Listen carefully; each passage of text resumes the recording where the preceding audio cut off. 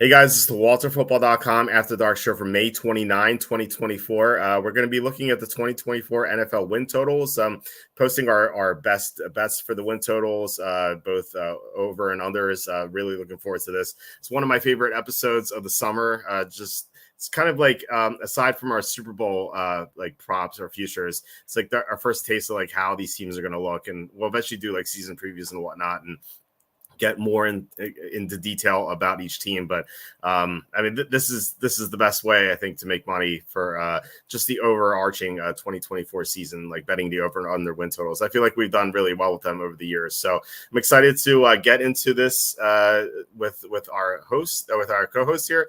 Before we do, please hit like, subscribe, comment below, share this video, visit the link in the description for the merch store. As you can see, we have lots of new shirts here. We have the Money Laundering. Of November is Sloth Month. Rogers Butker, make football great again. Pete, there are 4 lights. And guys, I listened to you. I listened to you guys in the chat. Chris Williams said you have to make an apron that says Butker was right, and I did that. So it's here. So if you guys want to buy that, you can go ahead and do that. I told my wife I was going to do that. She thought it was hilarious. She's like, she's like, make sure you put the Walter Football logo on there. So that's exactly what I did. So there it is. So I try to use the Chiefs font too. So I think it looks pretty good. But you never know until you order it. But so yeah, any if you guys have any suggestions, I will definitely make them. So shout out to Chris Williams for that suggestion. Also, please consider super chats and super stickers. I say this all the time. Like, we make nothing on YouTube ads. It's like pretty pathetic. 71 or 73 cents the last time we didn't have any super chats, super stickers. Really, like, any contributions you guys make, just really appreciate it. We had $25 from Kevin Kovac last week. We had $25 from Michael McGee. Hopefully Michael's feeling better. I know he's dealing with just a medical issue, and he said by July 1st, so it's coming up. So hopefully he's feeling better.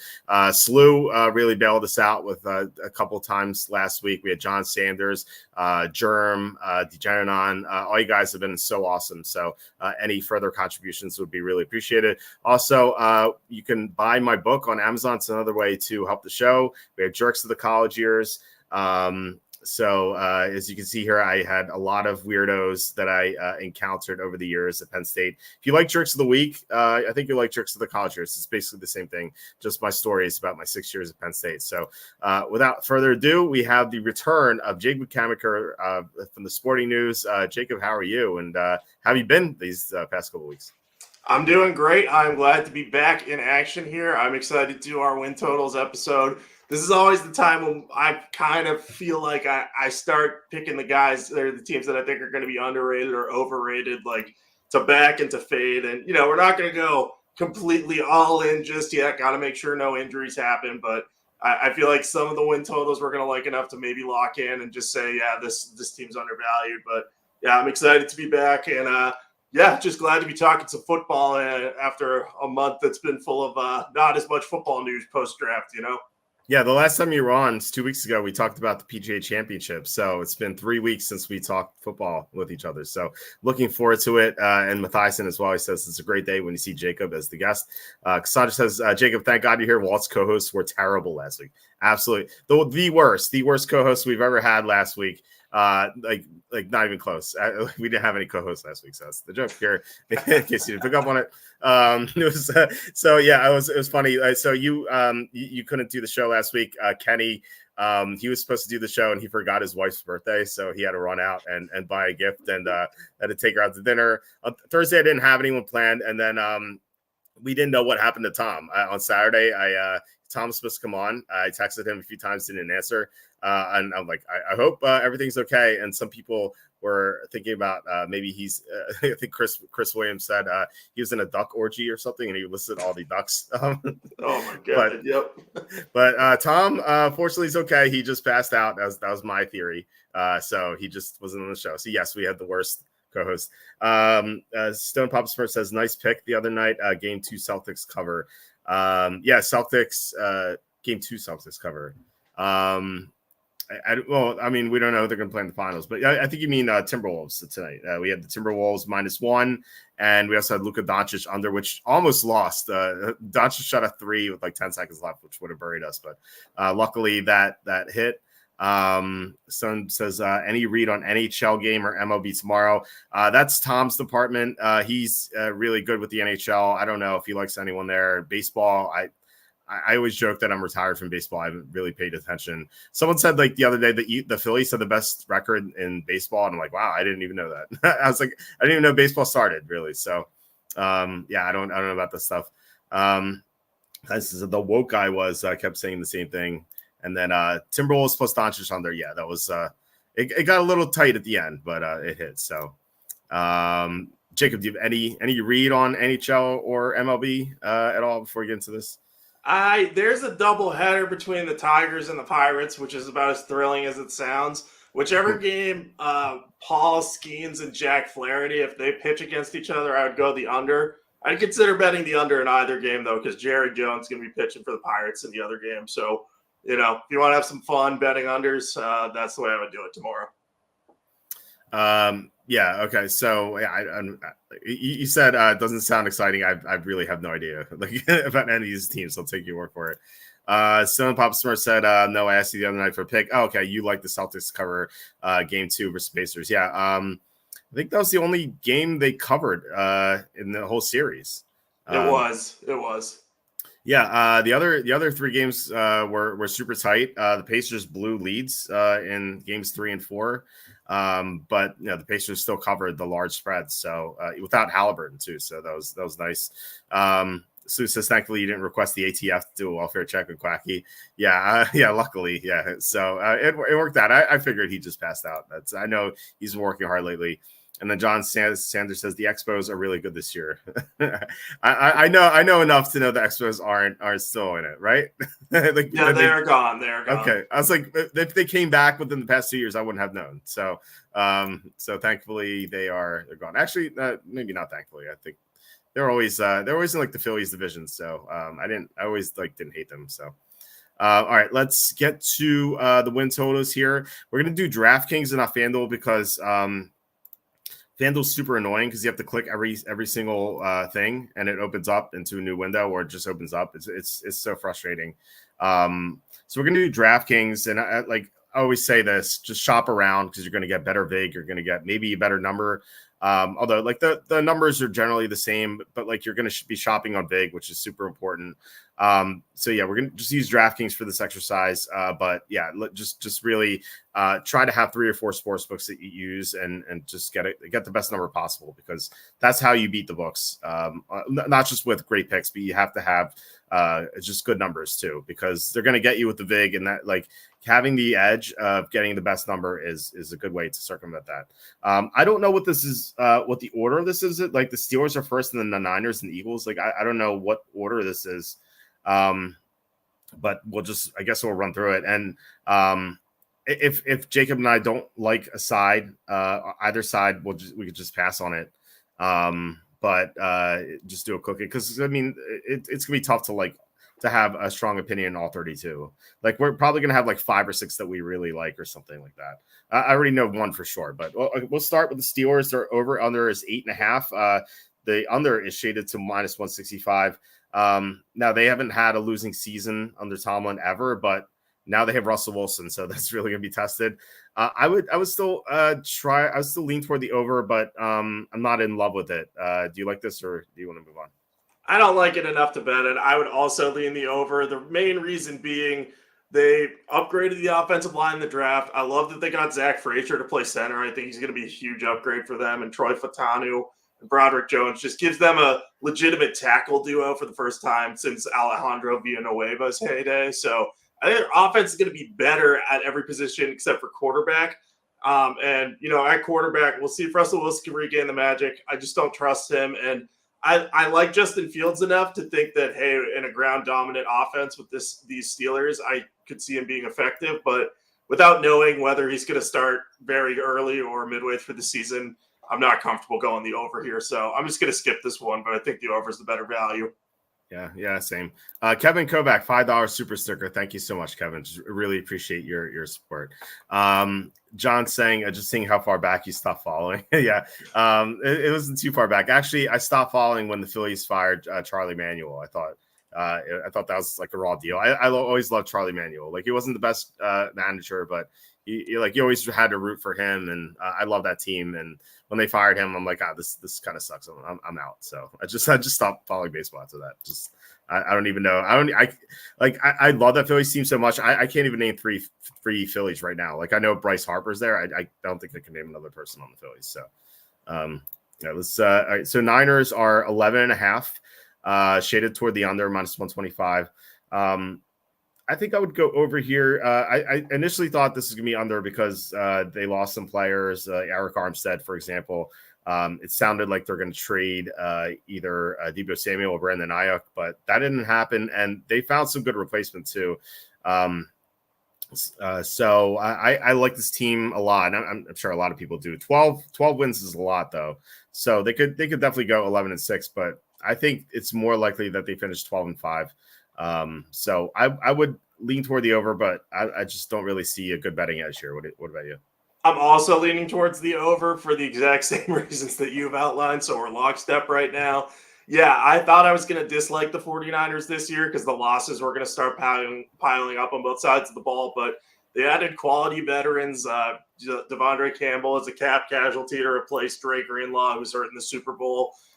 Adding Leonard Floyd to the pass rush mix, and they got some solid players in the draft. I like Dominic Pooney, their third-round pick. I think he's going to be a good guard. He was one of my sleepers. The one thing I will say, and the reason I definitely wouldn't bet this right now, I want to keep an eye on Trent Williams. You just got to make sure that he's healthy, because if he's not healthy, then this 49ers team will go under the total, because the rest of the offensive line, aside from him, is maybe average at best. So if he goes down, things fundamentally change in front of Brock Purdy, and that makes his life a lot more difficult. Yeah, and that's something you can do. You can wait till like a week before the regular season to bet this, because this line's not going anywhere. Like, it's not going to be bet up to 12.5. So yeah, you can definitely win on that. I think it's a good idea. It's just to make sure Trent Williams is healthy. Eagles are over 10.5, shaded toward the under at -125. I actually like the Eagles here. This is the first one I'm going to bet. It's not going to be one of my largest bets. It's probably be like 2 or 3 units, but the Eagles are the only team I bet so far to win the Super Bowl. I think they're the best team in the NFC. Maybe the Niners are better, but they're very close. Last year, their defense was horrible, and yet they started 10-1, which is a bit of a fraud, but still, they won. Like, they beat the Chiefs, on Monday Night Football. Like, they had some good wins. And now the defense is going to be better. They got Chauncey Gardner-Johnson. They got Devin White. They drafted 2 cornerbacks, Quinny Mitchell and Cooper DeJean. They hired Vic Fangio. So the defense as a whole, maybe it's not going to be elite, but it's still going to be really good. They still have a great pass rush. And then offensively, they added Saquon Barkley as if their offense wasn't good enough. So I think the Eagles are definitely a top 3 team, or say definitely top 5 team, maybe a top 3 team. So I think that they're definitely going to go 11-6 or better. Like 10-7 seems like awfully low for this team. So yeah, I'm going to be betting on the Eagles. What about you?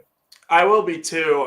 Again, the personnel that you outlined and getting Vic Fangio, who the Dolphins were strangely very critical of recently. I think it was Javon Holland said, or I don't know if it was Javon Holland. I think it might have been, but one of them said that Vic Fangio wasn't a good person, or implied that. So I thought that was strange. I don't know Vic Fangio personally, but he's been a very, very good defensive coach for a long time.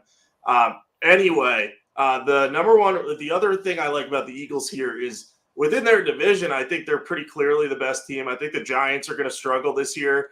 I know Washington can give them trouble, but they have a lot of new guys they're breaking in. So the Eagles might be able to beat them. I think they beat them at least once, if not twice. And then I think the Cowboys are going to take a step back this year. So, you're talking about going 4-2, 5-1, maybe probably not undefeated, but maybe 6-0 if all things go well for the Eagles in that division, and you're already halfway there. So if you could go 5-1 in that NFC East, though, you'd be sitting pretty with this over 10.5.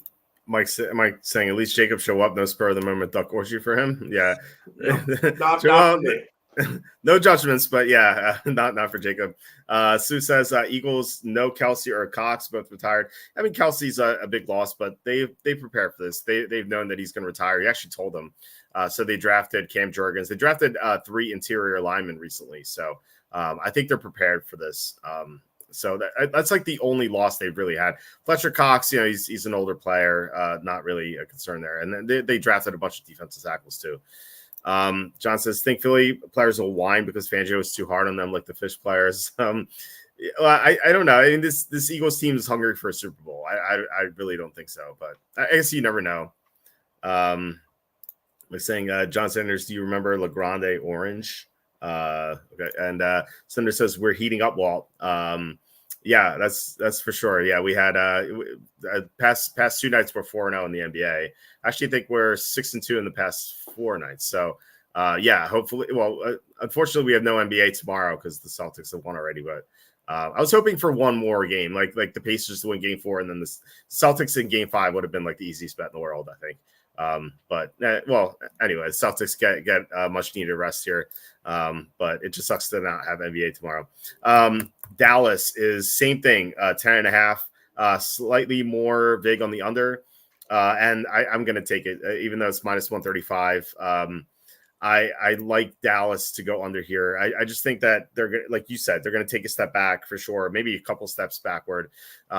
Losing 2 offensive linemen is a huge deal. We've seen Dak Prescott before with diminished offensive lines, and it hasn't been pretty. So Mike McCarthy's kind of a lame duck coach because Jerry Jones almost fired him. They lost Leighton Vander Esch. They couldn't stop the run last year. It seemed like they got a lot of lucky wins, just like the Eagles did, and then they got stomped by the Packers in the playoffs. So I think that was kind of like a sign of things to come. I think they're going to go like 9-8 or something. So I like the under here. What do you think? I agree. I think that they're not going to like fully bottom out. They have too much talent to like endure a 6-11 season, unless if Dak Prescott were to get hurt and Cooper Rush is playing behind a worse offensive line, then sure, that could happen. But I still think the under is the right side. I think the defense, I know Mike Zimmer's been a good coordinator in the past, but Dan Quinn just did like yeoman's work with that defense, turned them from a laughingstock into a really impactful playmaking unit. And I know they weren't good against the run last year, but I don't see that getting better with Dan Quinn being gone. And I think the trenches for the Cowboys are going to become too much of an issue. And the other thing, and this bothers me, and I know running backs are a dime a dozen in the NFL, but they might go into the season with these 4 backs as their top guys: Ezekiel Elliott, Rico Dowdle, Deuce Vaughn, and Royce Freeman. I just don't see how you can possibly do that behind an offensive line that is downgraded. I get that they were going to lose Tony Pollard because they didn't want to pay him. That was fine. But not to draft a potential successor, even in a weak running back class, to pair with Elliott doesn't make a lot of sense to me. So I very much question that decision-making. Yeah, I do too. I don't mind Dowdle too much, but if they still had a great offensive line, I think it'd be fine. But you're right; like they do have a diminished blocking system there. So, yeah, I don't really expect much from the running game, and then Prescott's not going to have the pass protection unless the replacements are really good. But yeah, I don't expect them to be. So Cinder says, when do you think you'll place these bets again?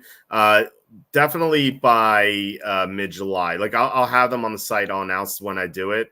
I say mid-July because that's when I go to Las Vegas to enter the Super Contest. Plus, like I'll actually bet those there, and I like going to Vegas for that because I actually get more options. Like just going around to other sports books and just comparing them to the online sports books. So like just really get the best number. But some of these I will lock in before then, and it'll be on the site, and I'll announce it on Twitter. Mike says LeGrande Orange was Rusty Staub of the Montreal Expos. You have to be old to remember him. Yeah, I don't remember LeGrande Orange. I did used to love baseball back in the day, especially '93 when the Phillies went to the World Series. It was like the first time I really enjoyed it. But yeah, just like I said, I am retired from baseball. So Lions are 10.5. This is a team we were way early on. I would lean toward the over here, and I think I took the Lions over last year. I think I took their alt line, which is 10.5, and now it's really 10.5. So it's tough. Like I still really like the Lions. The problem is that their division's really tough. It's the toughest division in the whole conference. Except for Minnesota, like the other teams are going to be really competitive. Although the Bears have had their struggles apparently in practice. I don't know how much I'd read into that, but still, like the Packers are a really good team. And the Vikings will still be able to score too. Like they're not like one of the worst teams in the NFL. I don't think so. So I would lean toward the over. I don't know if I'm going to bet this. I might bet it, but maybe if I do, it's going to be small. What do you think? I'll probably end up betting this one because I just think that the Lions are going to be one of the best teams in the NFC this year. I think they've addressed their biggest weaknesses and they've replaced guys that they've lost. I thought getting Kevin Zeitler to replace Jonah Jackson was a great move. I think drafting Terry and Arnold, that was exactly what they needed. Ennis Rakestraw or Rakestraw, I can't remember how it's pronounced ever. But getting all those cornerbacks and Carlton Davis, adding him to the fold, DJ Reader to help the run defense. I think that they have the horses needed to be a team that gets 11 or 12 wins. But I'd be lying to you if I said I wasn't concerned about them going potentially 3-3 in the division.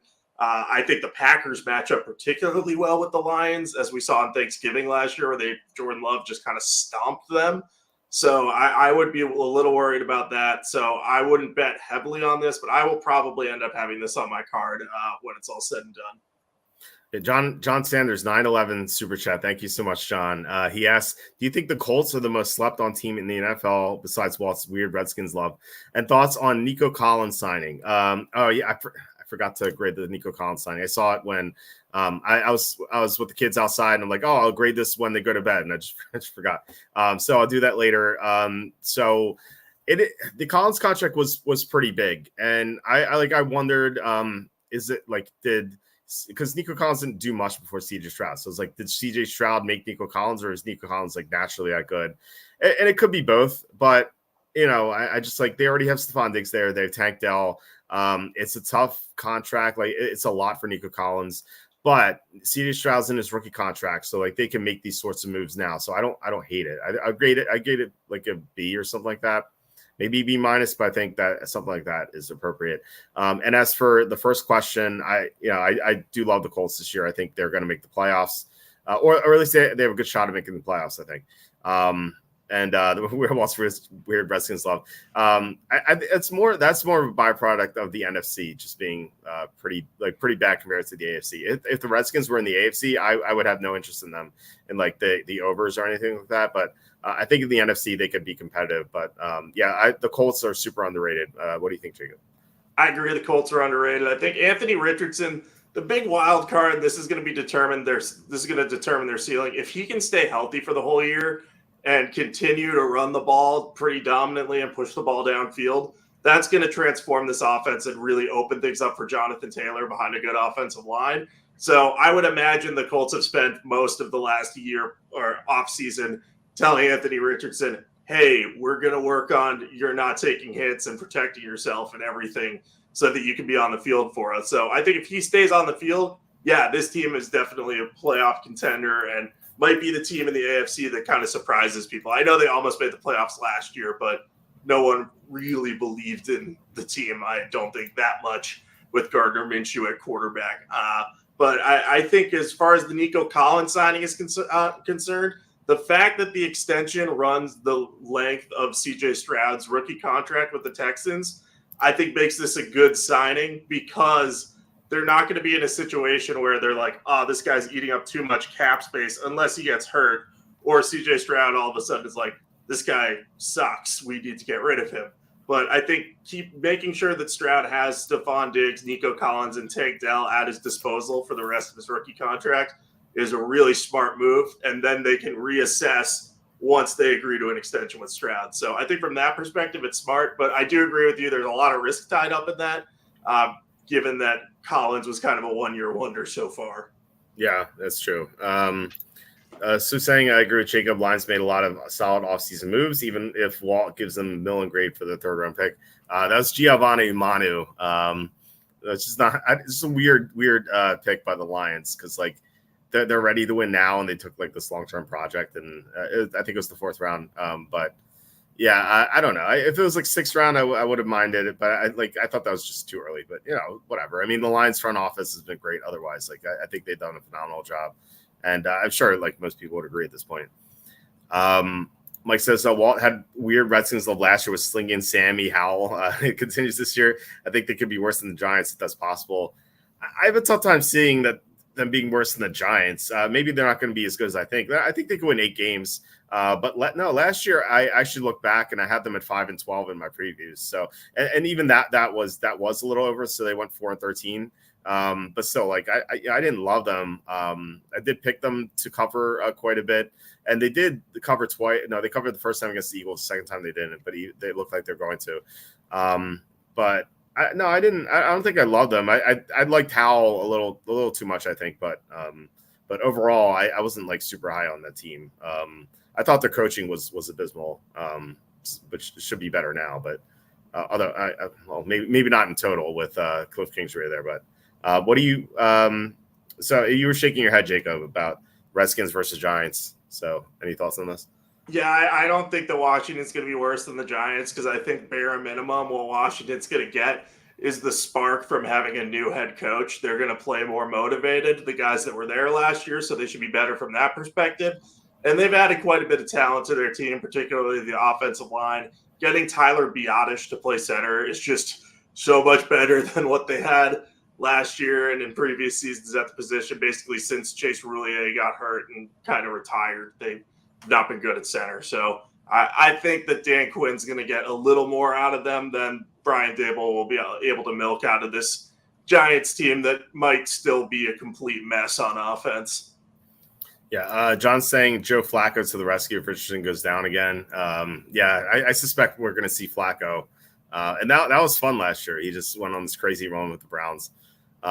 Sue says peak of the schedule, Lions could start 7-0. So, yeah, why don't we do that? I have not done their preview yet. I'm up to the AFC North. I haven't posted them yet. But, like I said, they play the Rams, Buccaneers, both at home, at Arizona, Seattle at home, Dallas on the road, Minnesota on the road, and then Titans at home before the Packers on November 3rd.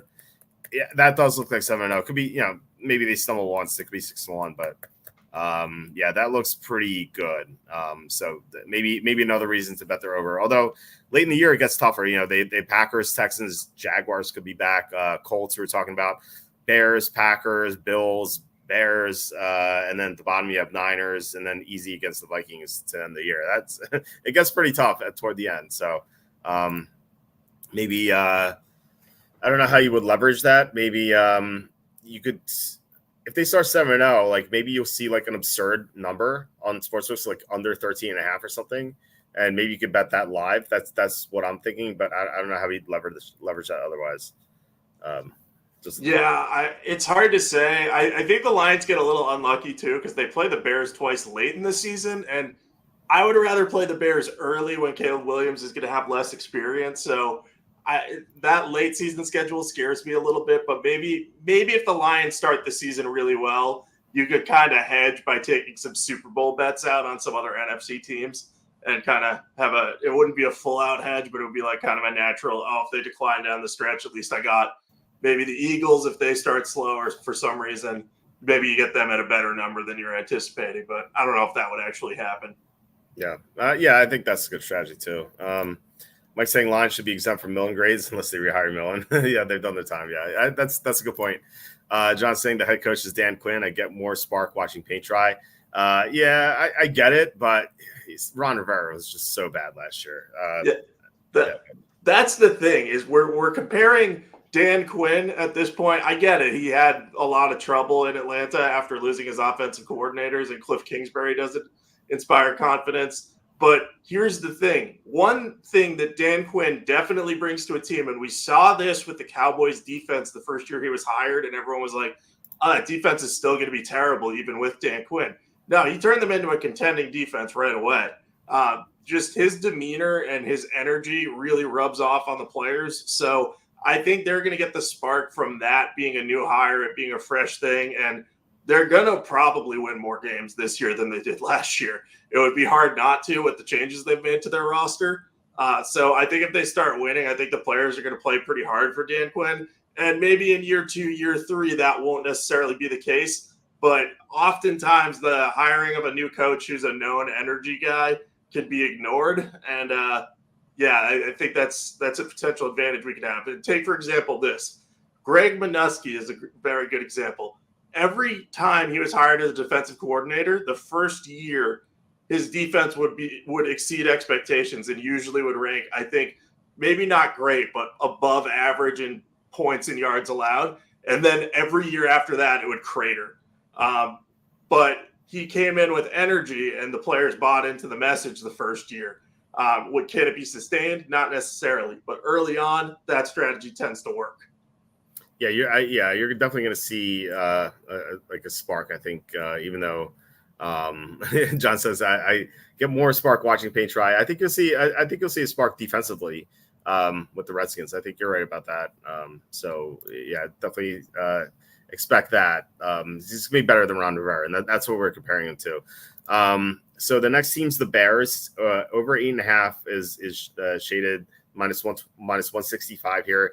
I've done maybe not like a 180 on this team, but I was super excited about the Bears heading into the offseason. I was talking about betting them to win the Super Bowl, and I can't get there now. Maybe I can get there with this over 8.5. But I expected more from them. Like, they did get Keenan Allen, and that's going to help. But I thought they're going to add more to the defensive line, more to or just more in general. But they spent their money on DeAndre Swift for no reason, and then they got Keenan Allen, and then they got Rome Odunze. But Caleb Williams is reportedly struggling in practice. From what I read, like, he threw 7 consecutive interceptions or something.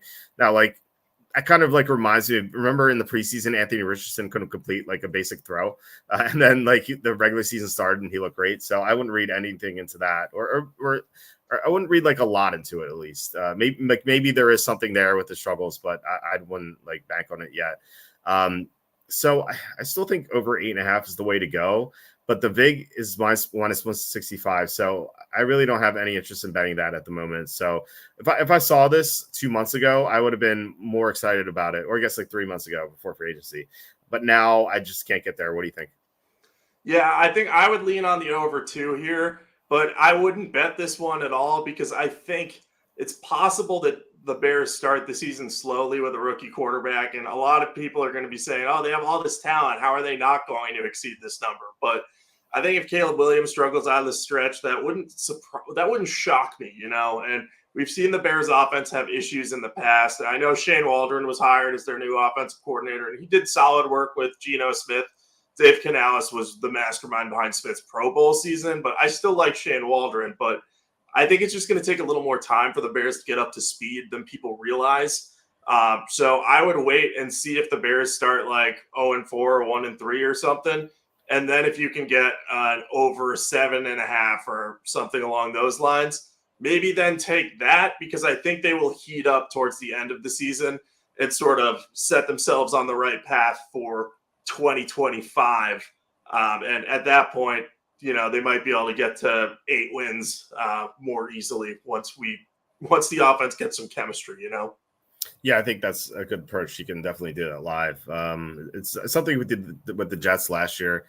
We bet their over live, and it looked good for a while. And then they lost like $1 million in a row, with like, especially with Tim Boyle. But then they eventually got there, so that was nice to get that one. Mike says it's worse than I thought. Walt converted Jacob to a Redskins lover. It's an infection for sure. Hey, you go back though. You go back. I was saying that among the long shot teams, I think Washington was one of my favorite picks. I can't remember though. That might have been you. I could be misremembering. Okay. Well, I don't know. I think maybe it's both of us. And Sue says maybe Millen Gray for giving Fields away to the Steelers. Yeah, they could have gotten a little bit more for him. I thought that was a rushed trade. Like, I know they would have had to pick up his option, but I don't know. I feel like I was asking myself, like, what would Howie Roseman do, because he's the master of the trade? And I feel like they would have held Fields forever. And then, you know, some team suffers an injury quarterback, and they're going to be desperate. Like, what if Tua goes down in August? You know, like, the Dolphins will be they would have been desperate for Fields, and they could have gotten a lot more for him. So I think that was a mistake. Mike says Redskins, Commandos, O-line the Piglets, even with Biotish. Well, Allegretti too. Just their left tackle situation is tough, but like I feel like the rest of their offense line is pretty good outside of left tackle. And then John says under hit 10 of the last 11 years for the team whose coach won Coach of the Year the previous season go under the Browns. Okay, that's interesting. Wow, I didn't know about that. So it's a good call on your part. I do like the Browns though. I think that maybe they buck that trend. And we'll get to them, but I don't know what their total is. If it's 11.5, I'd go under. But I don't know. I mean, the Browns had the top defense in the NFL last year, and they didn't have Jack Conklin. They didn't have Nick Chubb. I know Nick Chubb's coming off torn ACL, but second half of the year he could be good. Deshaun Watson will be back. I don't know if that's so positive, but overall, I don't know. I do think the Browns are a good team, but maybe they do go under because the AFC is so tough. Yeah, we'll have to see their number because this trend makes me really interested what that number will be. Yeah, that's a good call, John. Thanks. Patriots are over 4.5 is minus 160. So people are betting the over in the Patriots. I said this before, like people are like putting the Patriots in the same category as some of the worst teams in the NFL. I don't think they're quite there. I think they're like on a tier above the worst teams in the NFL because they at least have a really good defense. Now, Bill Belichick's gone, but his understudies there, Gerard Mayo. Even if Mayo is not a good coach, like he should still have that defense playing pretty well. They're going to have an upgrade offense because whoever the quarterback is, whether it's Jake May or Jacoby Brissett, they're going to be better than Mac Jones was last year. Now the offensive line is still an issue. They don't have much of a receiver. I guess like they're better now because they have Jalen Polk at least, but still like this team's not good by any means, but I don't think they're horrible. So I think they could win 5 games. I wouldn't be excited about the over, but I don't like the under either. So this is your team and then like you live in that area. So what do you think about the Patriots? Yeah, I wouldn't touch this one. I think there's too much risk because I agree with you on the general sentiment around the defense because Gerard Mayo was involved in play calling there, and he's known as a great motivator for the defense. So that should sustain. I'm just worried about is he going to be able to make as good of an adjustment in game as Belichick might be able to? It's really hard to say at this point. And offensively, definitely they're going to be better, but I'm kind of disappointed that they didn't do more to address the offensive line. Like they signed Chukwuma Okorafor, and he's going to play left tackle. They re-signed Mike Onwenu, which was good, but their only other major addition was 3rd-round pick Caden Wallace and 4th-round pick Layden Robinson. So, yeah, maybe these guys end up being starters, but I just think the blocking in front, if you throw Drake May out there, I think it's going to be a rough season.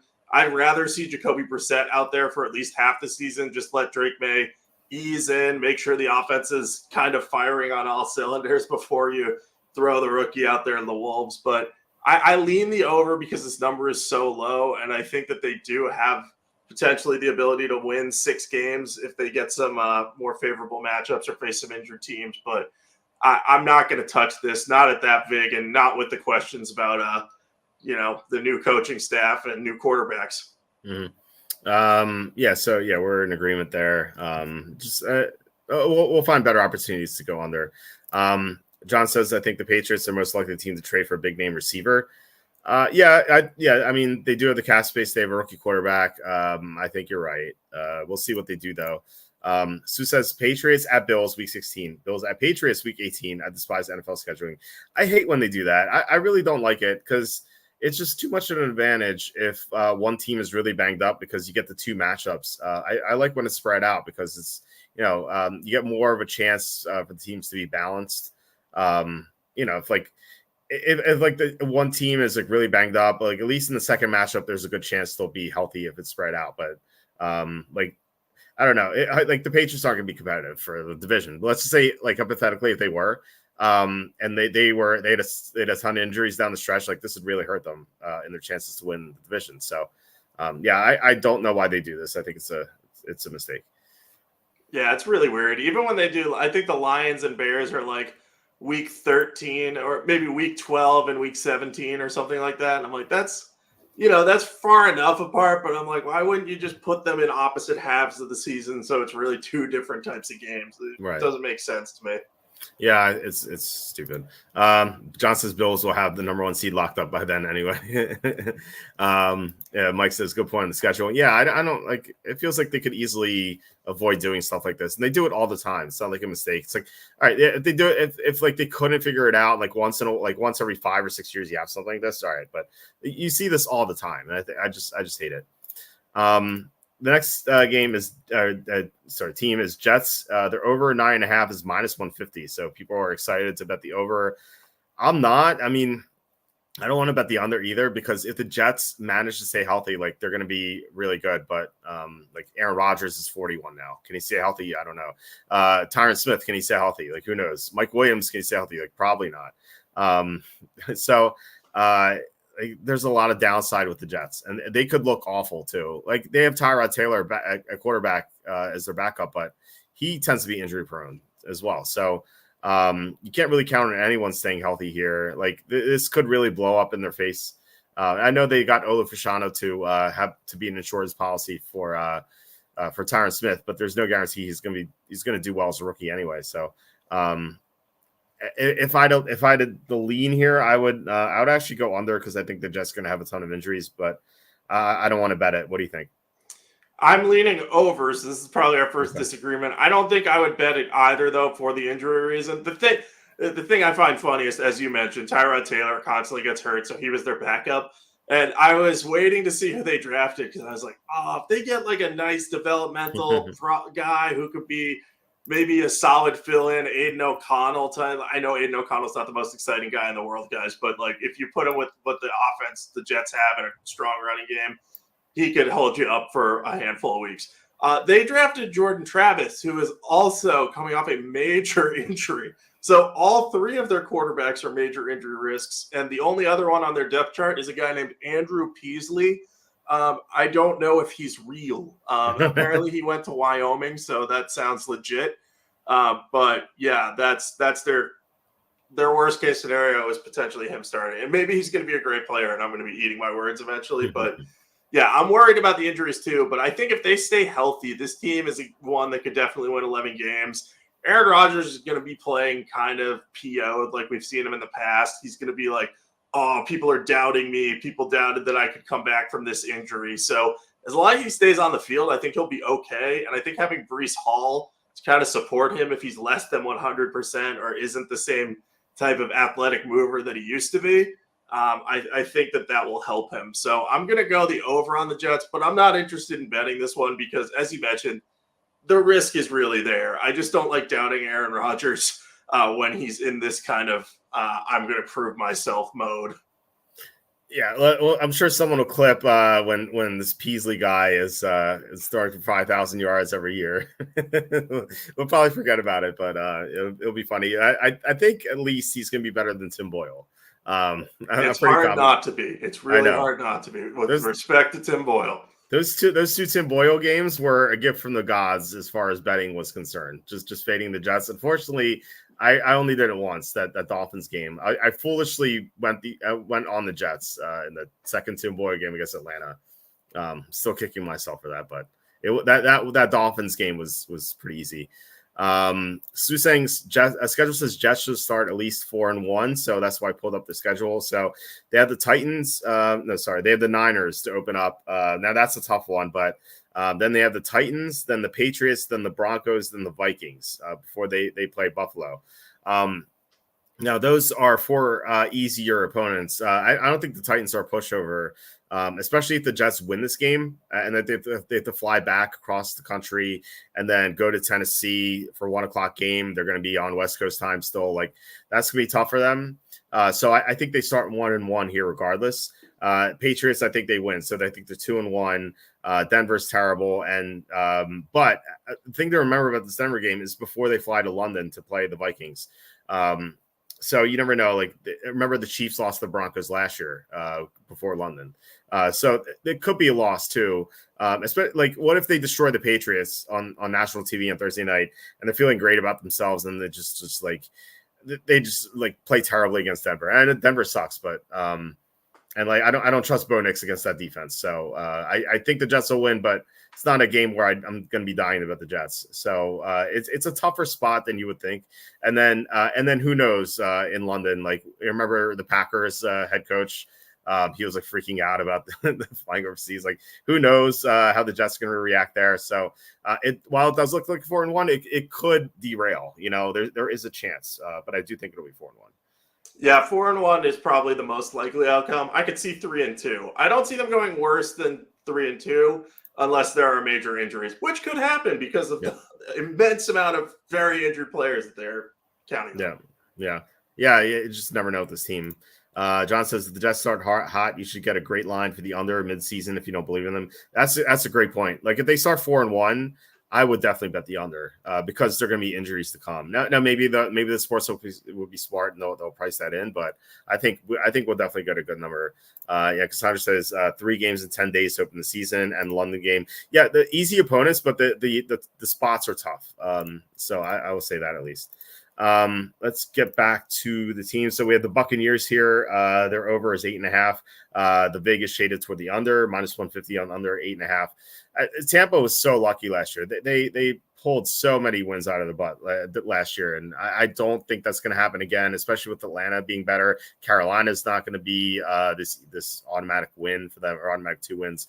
I think that's probably going to be a split. But it is an easier schedule. It's a bad division, so they're going to rack up wins. So if you do go under, just make sure you have a good number. And 8.5, I think, is a good number despite the VIG. So I would consider betting the Buccaneers under 8.5. I'm not sure if I'm going to quite pull the trigger yet, but it's going to be on like my consideration category. What do you think? Yeah, it'll be on mine as well. I just think Baker Mayfield was great last year with Dave Canales. Now he's going to Liam Cohen, and I'm not allowed to talk bad about Liam Cohen because he coached at UMass at one point. So I got to represent my alma mater there. But he had 1 year as the Rams offensive coordinator in 2022 and then went back to college at Kentucky. So he's kind of bounced around a bit. That's not to say he won't be successful, but I have trouble imagining that he'll be as successful as Canales was in his 1 year there. And I don't know. I just look at this team and I agree with you. I think they overachieved last year. I think they're due for some regression. That doesn't mean they're necessarily going to be bad. I could see them being scrappy and competitive. They still have good receiving core. But if Mayfield takes even like half a step back, like we saw Geno Smith do last season without Canales, I think that could be enough to take the Buccaneers down to the 6 to 8 win range, especially with the Falcons in that division now looking a lot better. Yeah, I think that we'll get some regression to the mean for sure. I was just checking something here. Okay. So the Chiefs are the next team. They're over 11.5, which may seem high, but I actually like it. I'm considering betting it because I think they're going to be better this year with their 2 receivers that they got. They got Xavier Worthy and Marquise Brown, and Rashee Rice is probably going to be suspended at some point. Although those the nightclub charges got thrown out. But still, like for the car incident, I feel like he's going to be suspended. But even if he is, like they're going to have 2 better receivers there. The defense is still going to be great. Like they lost L'Jarius Sneed, but outside of that, it's still intact. And they had a really good pass defense last year. And as long as they have Andy Reid and Mahomes, it's going to be they're going to have a chance to go over and always win a Super Bowl. And here's the thing, so. They play in the AFC, but their schedule for an AFC team is not that tough. So they have 2 games against the Broncos, which should be wins. They have 2 games against the Chargers, which I think should be wins. The Raiders, they may split. So let's say they go 5-1 in the division. That's 5 of the 12 wins they need. They play the NFC South too. Like that could be 4 wins right there. So that's 9 out of the 12 wins they need. So they only need 3 more. I think they probably get it. So. Even though this 11.5 is not a number that most people would be dying to bet, but I think it's actually a good bet considering their schedule. So what do you think? I agree, and I think if you look at a lot of people will say, well, they didn't look good for most of last year, and then you have the counterpoint of, well, they won the Super Bowl. But I think one of the reasons they didn't look good was because their receivers dropped so many passes throughout the entire process of that. So I think getting Hollywood Brown and Xavier Worthy, who will at least stretch defenses and make things a little more open for Mahomes to deliver catchable passes to his receivers, which he was already doing. But, if there's more open space, he can make them even more catchable, which is great. But yeah, your point on the defense and the schedule are well taken as well. I think that they've done a really good job of investing a lot of draft capital on day 3 guys on that defense, especially in the secondary. So they actually have like a lot of guys there who are going to be ready to step in for, L'Jarius Sneed. I almost said Charvarius Ward, and I knew that was wrong. But they have Joshua Williams, they have Shamari Connor, they have Jalen Watson. All these guys are ready for bigger roles, in addition to Trent McDuffie, who will be their true number 1 cornerback and probably play outside more. So I just think that this defense looks really appealing to me to back here. So I'm happy to do that. And yeah, I'm excited to see how this team does and if they can improve over what was a very bad start last year, at least by their standards. Mm-hmm. So we have a comment here. John says, what comes to mind when you see a big as high as minus 150 by the sports books? Yeah, I mean, generally, like, you don't want to bet minus 150 bigs, but at the same time, at the same time, you're like there might be a reason why it's so high. Like it could be sharp bettors betting it up. Now it could be the public too, and you have to kind of decide that. And we don't have sharp versus public money for these win totals, unfortunately, but you can probably tell. I'll try to have someone on for the show during the summer, our proxy, Andy, who lives in Las Vegas and bets professionally. I'm going to ask him if he knows of like who the sharps are betting. Like that's something I want to bring up in that conversation. So it's not like you really have to, like, if you don't have any information like that, you kind of have to guess. But like Jacob and I, like we study the NFL so much. I feel like more often than not, we're going to be on the sharp side. If it's like sharp versus public, I think sometimes we'll be on the public side for sure. But I think that we'll be on the sharp side too. And so, if we see a minus 150 and it looks like we both love it, like that might be a sign it's the sharp side. So, I think that's just a general rule of thumb. If you love the minus 150 and you think through all the angles and you're like, I can't see a reason that this would be just the public falling into a trap, then you're generally good. Yeah. Cassandra says Andy was fascinating when you had him on. Yeah, Andy's the best. I love Andy. Like, not only is he like super knowledgeable, he's also like the nicest guy in the world. I've been friends with him for a long time, and I want to get him on during the summer in addition to having him on during the regular season. So I've been asking, but I actually got an email from him asking asking him to tell him when I'm gonna be in Vegas for the Super Contest. So I'll definitely try to have him on at some point during the summer, and just to get pick his brain on which teams the sharps are betting on for the win totals. So the opposite, that Jets guy. The Jets. What Jets guy? And then Cassandra says it's really 3 games in 11 days. But your point is well taken. Very tough on the body plus the travel, like Walt says. Yeah, I really hate these Thursday games. I got into it in my first book, and I've been ranting about it for years. But the NFL just doesn't care about the health of the players, unfortunately. So all right, so we get to the Colts finally, over 8.5 plus 105, unders minus 125.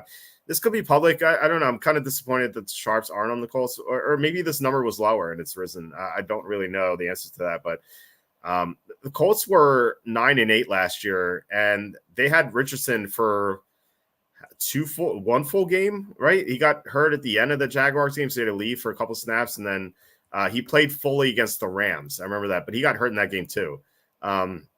Now, unfortunately, he's gotten hurt in every single game he's played, but they have Joe Flacco now. I think this team's loaded. Like they got Latu on their defense to pair with DeForest Buckner, Grover Stewart, and Kwity Paye. Like the defensive line's gonna be awesome. Now they do have some holes on their defense. Like it's not perfect, but their offensive line I think is definitely top 10. They're going to have Jonathan Taylor for the whole year. They have Michael Pittman Jr. and Adonai Mitchell. Mitchell was considered a first-round prospect, and he fell because of character concerns. But if he stays clean, that's a good second receiver to have. Plus, they have Josh Downs, who's pretty decent as a slot guy. I think the Colts are really good. And had they made the playoffs last year, and remember, they were one weird fourth down play away from make the playoffs. Had they make the playoffs last year, this number would be higher. So I think we're getting good value here. I think they go over 8.5, even in the top AFC. What do you think? Yeah, I agree with you. I think the reason that this line maybe hasn't been hit is because they're in the AFC, and maybe the Sharps are just waiting to see, how some of these other teams, specifically within the division, the Jaguars kind of shape up, because the Texans are the one that people are going to assume is the one to beat. And I think that's a fair assumption, especially if CJ Stroud continues to play well. But I think the Colts have a lot of good about them. The offensive line continuity is huge.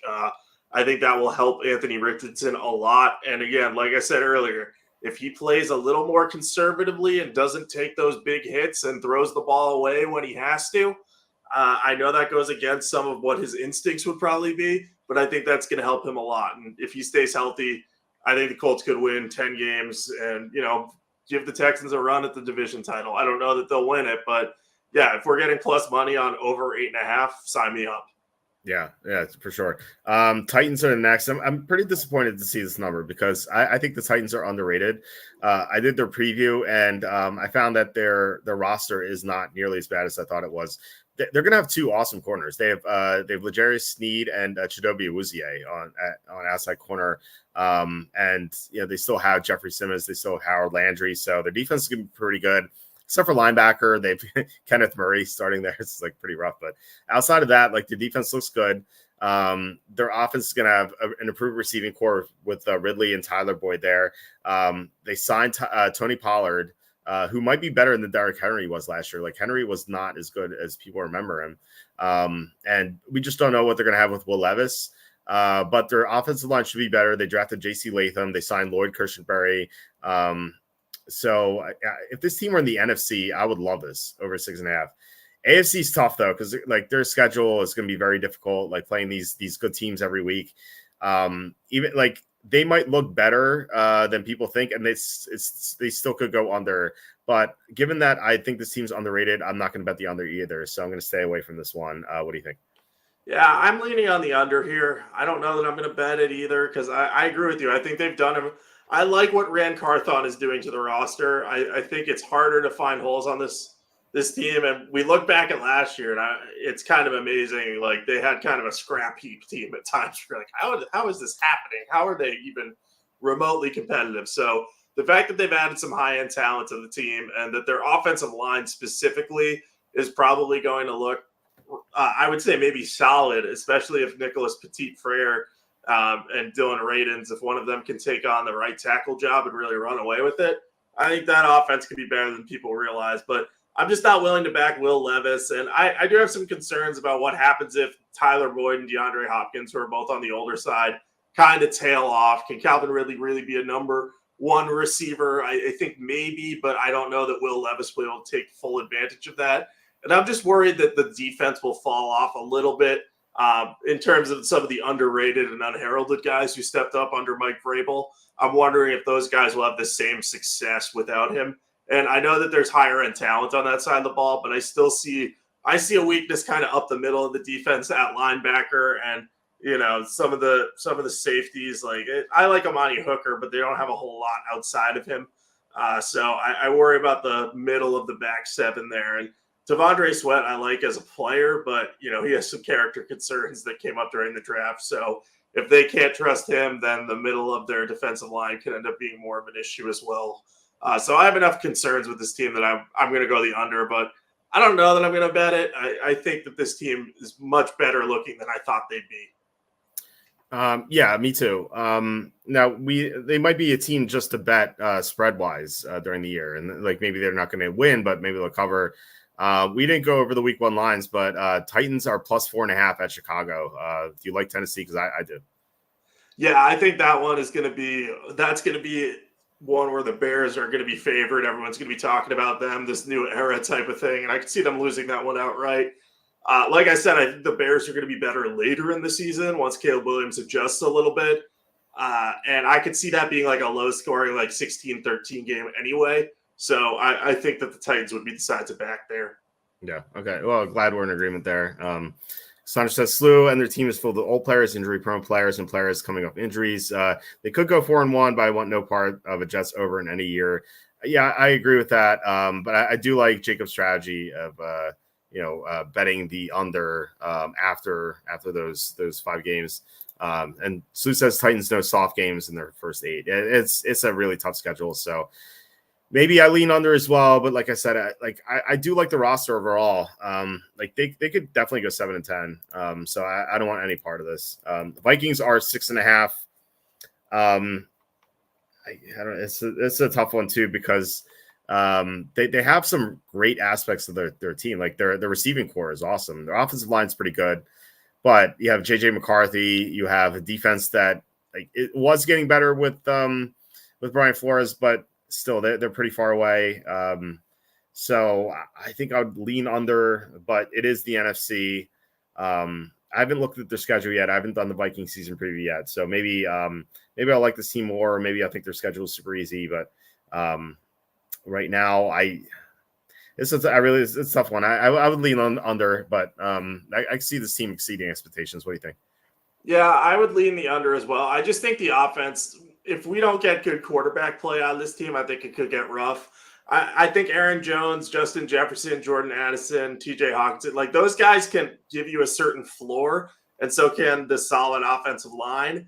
But there's enough holes on the interior that I could see Sam Darnold or JJ McCarthy kind of struggling if they're thrown into action. And especially JJ McCarthy is going to be dealing with really potentially non-ideal circumstances for the first time in his career. So I think that this team has the potential to have a bad year this year, but I don't think they're that far off from being good. I think Kevin O'Connell's a good coach. I trust Brian Flores with this defense, and they keep adding more and more pass rushing talent. Like their ability to get Andrew Van Ginkel and Dallas Turner, and they have Jonathan Grenard now. Like all of a sudden, this pass rush unit is looking really strong. And, they signed Shaq Griffin, who has bounced around a ton in recent years. But I'm interested to see what Brian Flores can do with him because he was once considered a rock-solid starting cornerback, really good one. If Flores can get the most out of him, maybe this defense can get them enough wins. But they're in a really tough division. I think they could go 1-5 in the division, if not 0-6. So kind of disqualifies them from going the over unless they end up with a really favorable schedule, which, like you, I have not fully analyzed yet. Yeah, Mike says, do the Jets win more games than the Commandos or Redskins? Yeah, if they stay healthy, yes, but they could it could get really bad for them too. They have the injuries, and so asking, didn't the Vikings lose a large part of their defensive line? Yeah, they lost Daniel Hunter, so that is a big loss for sure. So yeah, it's I'd lean under, but again, like they do have some really good aspects of their team, and who knows, maybe McCarthy is going to be good. I don't think so, but there's a chance. Just too many unknowns there for me. So we were wondering about what the Browns line would be. It's 8.5. That seems so low. I like the over here. I know that it's Bucks John's trend here about the coach of the year going on there, but man, this number is just really low. The Browns had the number 1 defense in the NFL last year. They got to the playoffs despite all their quarterbacking issues. Now, people remember Flacco rescuing them late in the year, but they started Dorian Thompson-Robinson. They started Philip Walker at times. Like this team had some horrible quarterbacking. They didn't have Nick Chubb for 15 games. They didn't have Jack Conklin for 16 games. I think this team is better than people think. I don't understand why this line is so low. And I was really shocked because I went over the week 1 lines with Kenny 2 weeks ago, and the Browns are home underdogs to Dallas to open the year, which I thought was bizarre, but apparently the Vegas is just really down on the Browns here. So I would go over. I'm wondering if I'm missing something, but I did do the season preview for the Browns. I have them at 10-7. So I do like the over. There is risk here. Deshaun Watson hasn't played well in 4 years. Chubb's coming off the torn ACL. So there is definitely some risk, but Browns over 8.5 looks pretty good to me. I think I'm going to be betting this one. I think I will be too. on the week 1 line, that doesn't make any sense to me for Dallas to be favored on the road, Yeah. given that we know Dallas is going to probably be worse this year than they were last. And I get it. The Browns have some concerns, but each of those concerns kind of has an answer. Like Deshaun Watson, I get it. I don't necessarily know that he's going to ever bounce back and become what he was 4 years ago at this point. But Jameis Winston, I know he makes mistakes and turns the ball over sometimes, but he's a capable backup quarterback who, with a loaded roster, can win. And if they suffer a million injuries at the position this year, they at least have Tyler Huntley as a third string quarterback who, again, with a loaded roster, might be able to get some wins. I think Nick Chubb, he might not be able to be the same player that he was, but Jerome Ford looked good at times last year. They have Deontay Foreman, who's just kind of bounced around and become this guy who will just go off for like 3 touchdowns and 100 yards, like one game a year. And you're like, where did that come from? But he's a solid rotational piece. So they have running backs that can take advantage of this good offensive line. Their offensive line is deep. DeWan Jones is going to be their swing tackle if Jack Conklin is healthy. They got Brian Allen as a cap casualty from the Rams. I think that they just have a lot of depth. They spent a 3rd-round pick on Zach Zinter too. I think he broke his leg at Michigan, but if he's healthy, then all of a sudden you're 8 deep at the offensive line, and you've got a bunch of other experienced players there too. So I think this team is deep. I think this team is talented. I totally get questioning the quarterback position, but this might be a team that doesn't need its quarterback to do a whole lot to get to 10 wins. So I'm going to be right there with you. And if John is right about that trend, we can re-explore that next year and maybe keep ourselves from backing talented rosters when they exceed expectations the previous year. Yeah, I do think it's a good strategy. I just think this line's like way too low. Like I feel like this should be 9.5 at the very least, maybe 10.5 even. So I mean, they won 11 games last year, didn't they? So I don't know. I don't get this at all. A number I don't get. I love the Raiders over 6.5. Like what is this number here? The Raiders were 7th in defensive EPA last year, and now they added Christian Wilkins, so their defense is gonna be a lot better. So they're gonna have the interior pass rush in addition to what they had with Max Crosby and Malcolm Kuntz last year. And then offensively, they added Brock Bowers to Devontae Adams and Jacoby Myers. So they're going to have 3 really good weapons. Gardner Minshew took the Colts to 9-8 last year. He's their quarterback now. Like they don't have a Garoppolo who doesn't care or O'Connell with no experience. Like they have a viable, I wouldn't say like a starting quarterback, but like a top tier backup who can manage the game and pretty well. Their offensive line got 1 upgrade this offseason. It's not great, but they got 1 upgrade. Now Josh Jacobs is gone, but Zamir White looked good at the end of last year. I think he'll be fine. Like running back is not like the most important position. So yeah, I love the Raiders over 6.5. This is going to be one of my top plays so far. I think it's the best one I like so far. I love the Eagles over 10.5, but I think this is the best one I've seen. What do you think?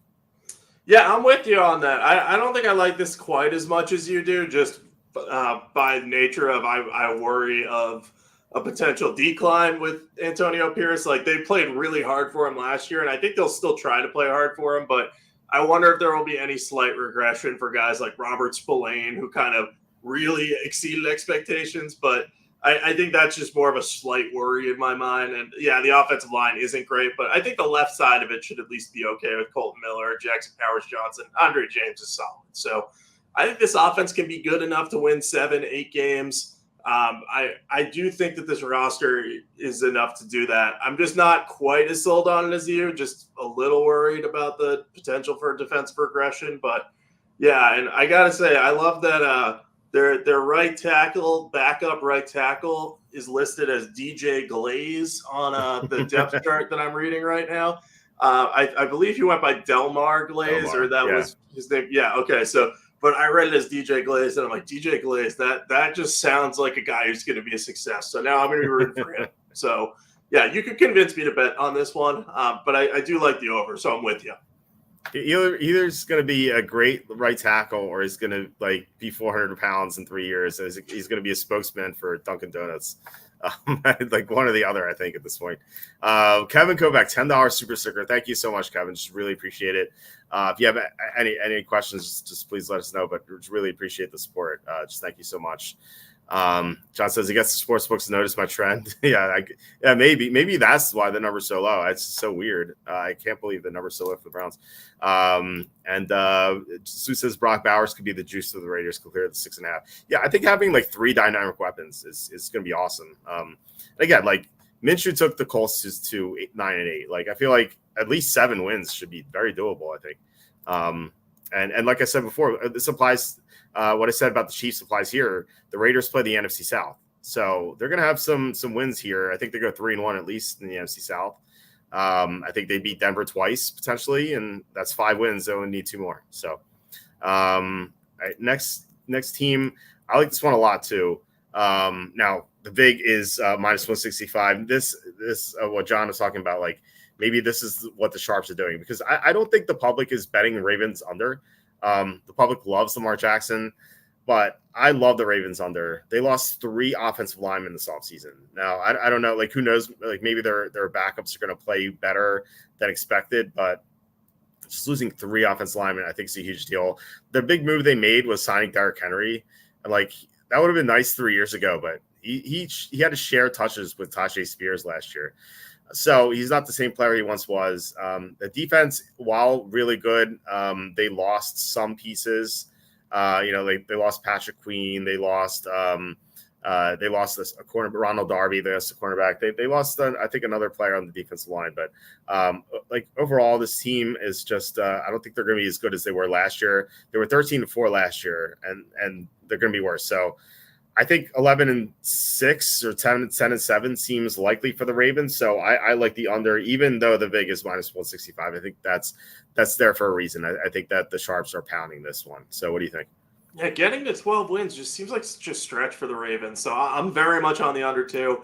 For me, it's all about the offensive line. You lose 3 starters up front, and one of the 2 you're retaining is Ronnie Stanley, who we've seen hasn't been able to stay healthy. And the Ravens do have a lot of players I kind of like on their offensive line, and I think might be able to be good, but it's just you're losing proven production in front of a quarterback who's been injury prone at times during his career. So I have plenty of concerns about that. And then defensively, the defense was great last year. They've lost some pieces. They also lost their coordinator, Mike McDonald. So Zach Orr, I think, is taking over. That's what I'm reading here. And the Ravens have spit out so many good coaching candidates over the years and many a good defensive coordinator. So Orr might just be the next in line there. But Mike McDonald did a really, really good job with the Ravens last year. So even if they're just a little bit worse, that could be enough to take them down from this high over-under. So I love the under on this one too. I just think there's too much risk in backing them. And could the Ravens win 12 games? Sure, but the Bengals are going to be tougher this year. The Steelers are never a pushover when they play the Ravens. And, we both like the Browns. So I think their division record isn't going to be all that great. It might be 3-3. And if that happens, then you only have to find 3 more losses on their whole schedule. Yeah, for sure. It's a tough schedule overall. So, yeah, glad you're on board with this. It seems like way too high. And good point about Lamar Jackson. I think people have forgotten that he can't stay healthy like he did last year, but 2 years before he didn't. So Mike says weird Raiders love similar to the Redskins love, similar but not identical STDs that both start with the letter R. Well, Mike, we both like the Ravens under, so it's not all just the letter R there. But I don't know. I definitely like the Raiders. Like this is legitimate love. I don't love the Redskins. I just like them a little bit. But no, I love the Raiders for sure. So that's the team I would focus on. Sandy's saying who's starting between Aiden O'Connell and Gardner Minshew. I think it's gonna be Minshew, but I think the Raiders coaching staff's probably rooting for O'Connell to like improve and to take the reins and just be good because they know what they're getting with Minshew, which is like a guy who can lead a team to the playoffs. But as far as getting to the Super Bowl, like probably not. So I think that they're going to be rooting for O'Connell, but my lean is Minshew. What do you think? Yeah, I'd be surprised if it wasn't Minshew. I don't think they would go out and sign a Minshew type if they were going to make Aiden O'Connell the starter. I think they would go more for maybe a Joe Flacco type where you'd say you're definitively going to be a backup. And we're going to start Aiden O'Connell. But they got Minshew, who's been a really solid spot starter, a guy who can win you games. So leads me to believe Minshew will be the starter, at least to begin the season. And then we'll see where it goes from there. If he's winning games, they won't take him out. If he's losing games, then I think O'Connell gets a shot. Stanley is saying, well, why don't you think the Panthers will be one of the worst teams in the NFL? So it kind of have to ask yourself, like, why do you think the Panthers were the worst team in the NFL last year? And there are like three reasons, I think, that were just most the most prominent. One was Bryce Young was horrible. Two, their offensive line couldn't block. And three, they had no receivers who can get open. Like Thielen was a nice possession receiver for a while, but he couldn't like get open all the time. So you look at Bryce Young, like now he's going to have Dave Canales coaching him. And Canales has done some incredible things with Geno Smith. He revived his career, and Baker Mayfield pretty much the same. So he's going to have better coaching, at least. And so I think he's going to be better. Now, maybe he's not going to be good, but I don't think he's going to be horrible. The offensive line couldn't block. They signed two offensive linemen. They signed two guards. Now, the interior blocking is a lot worse than their edge blocking. So they really spent a ton of money on two offensive linemen, both guards, to improve the offensive line. So their offensive line is going to be better than it was last year for sure. They still have a hole at center, but the rest of their line looks actually pretty decent. And then the third problem, a receiver's going to get open. They traded for Deontay Johnson and they drafted Xavier Legette. Like I think both receivers should be able to get open. So they fixed their three main issues. Now, I don't think they're going to be a good team by any means. Like they still have a lot of problems, and they traded Brian Burns. But I think it's a huge mistake to just assume that they're going to be the worst team in the NFL again. Like they're definitely not going to be the worst team. Like I think they're maybe a tier or two above some of the worst teams. Like I suspect they could go 5-12 or 6-11. But I'd be shocked if they go like 2-15 again. So that's why. And I'm kind of curious to see what the Panthers number is, but they're definitely gonna be better than they were last year. Yeah, and unless you think Bryce Young is completely broken, there is some upside with them. Yeah. Stanley, you want Walt to have weird Panthers love to. Yeah, I think the Panthers are going to be a good team to bet. I kind of like the Titans. I think they're underrated, but they're maybe not good enough to get over win total. But as far as ATS is concerned, I do like them week one against the Saints. I think they're plus 4.5 as well. So I like that too. Sue says Derrick Henry might be the greatest passing running backs in the modern era. Ravens may need to go to the gimmicks. Yeah, that's true. All right. Next team is the Texans. Their win total is 9.5, shaded toward the over, minus 140. I like the over. It's a tough schedule though. And there might be a sophomore slump of some sort. I don't think so, but there could be. But I would definitely lean toward the over. I think they could win 11 games this year and take the next step. I suspect they're going to be in Super Bowl contention. And I think this minus 140, it might be the public, but it could also be some sharp money too. I lean over, but I'm not crazy about this one. What do you think? Yeah, I agree. I think there's going to be a slight regression from CJ Stroud just because opposing defensive coordinators are probably going to have spent a good chunk of time this offseason planning ways to try to slow him down. They might not be fully successful, but I could see that slight decline that we love to call the sophomore slump happening. But he has so many weapons. His offensive line keeps getting better. And that defense, D'Amico Ryans coached up really well last year. I could see him helping to make that great again. So I think that they're going to be in pretty good shape to make a run at that number. But with that vig, it's not one of my favorite picks. Yeah. All right. Falcons, same number, 9.5. We know why the division's terrible. Plus, they signed Kirk Cousins to a $100 million contract. But what if he's not healthy? What if they drafted Penix because he looks bad? Suddenly, the under will look slightly appealing, but then you kind of remember that they play in the NFC South, and they're probably going to get at least 4 wins out of that. So I don't love either side. If I had to pick, I would go over just because, if Cousins is close to 100%, I think they'll definitely go over given the schedule. But I think in my previews, I think I do have them going 9-8. So maybe the under is the way to go. So what do you think? I like this more than you, but I had more faith in the Falcons last year too, even as they had terrible quarterbacks. So I'm also a huge Michael Penix supporter. So if Kirk Cousins were not healthy or not able to finish the season, I still think Michael Penix can get them over this just because the supporting cast is really strong. That offensive line is very good. We're talking about having weapons like Drake London, Kyle Pitts, Bijan Robinson, and Darnell Mooney and Rondale Moore are good like tertiary weapons now at this point. And I just think Zach Robinson's going to be able to better use them as an offensive coordinator than Arthur Smith was able to use them as a head coach. So I see them going over this number. I might bet this one a little bit, but I'm not going to bet it heavily until I know what Kirk Cousins is looking like. That's kind of the one thing that I want to actually see before I trust this number. Yeah, just some unknowns here. Just I'm not excited about this one. Cardinals are 6.5. Geez, if you tell me that Kyler Murray is going to stay healthy all season, I would like the over. Their offensive line, I think, is pretty decent. They have Marvin Harrison Jr. now. James Conner was great to finish the year. Now their defense has some issues, but still, like if Murray's healthy, then I think they could win 7 or 8 games. But Murray will get hurt at some point. He's gotten hurt every single year. So the question is, like, how long is he going to get hurt?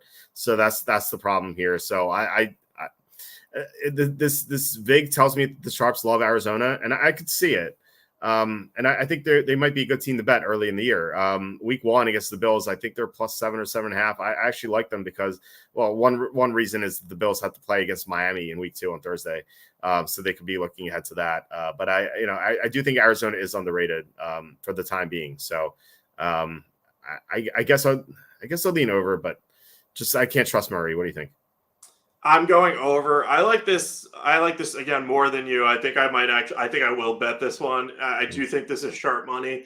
I think it's an acknowledgement too of the fact that Jonathan Gannon really got the most out of just a really barren team last year. That's the best way to put it. They really didn't have much of anything, and he still found a way to keep it close. He had Josh Dobbs playing well at times to the point that he became like a sensation and then went to the Vikings and then everything fell apart. But I think Kyler Murray stays healthy. I think you're golden in this circumstance. If he doesn't, then you're talking about trusting Desmond Ridder, and it gets a lot scarier from there. I get that. But I just think with the way this team scraps and plays, I see the over being more likely to hit than the under pretty significantly. So I will probably back that. But I think probably the safer strategy is, like you said, just backing the Cardinals when they're big dogs, especially early in the season, and if Kyler Murray's healthy. So if you're afraid of Murray getting hurt, I think that's the strategy to take. Just make sure he's healthy and then bet them as underdogs.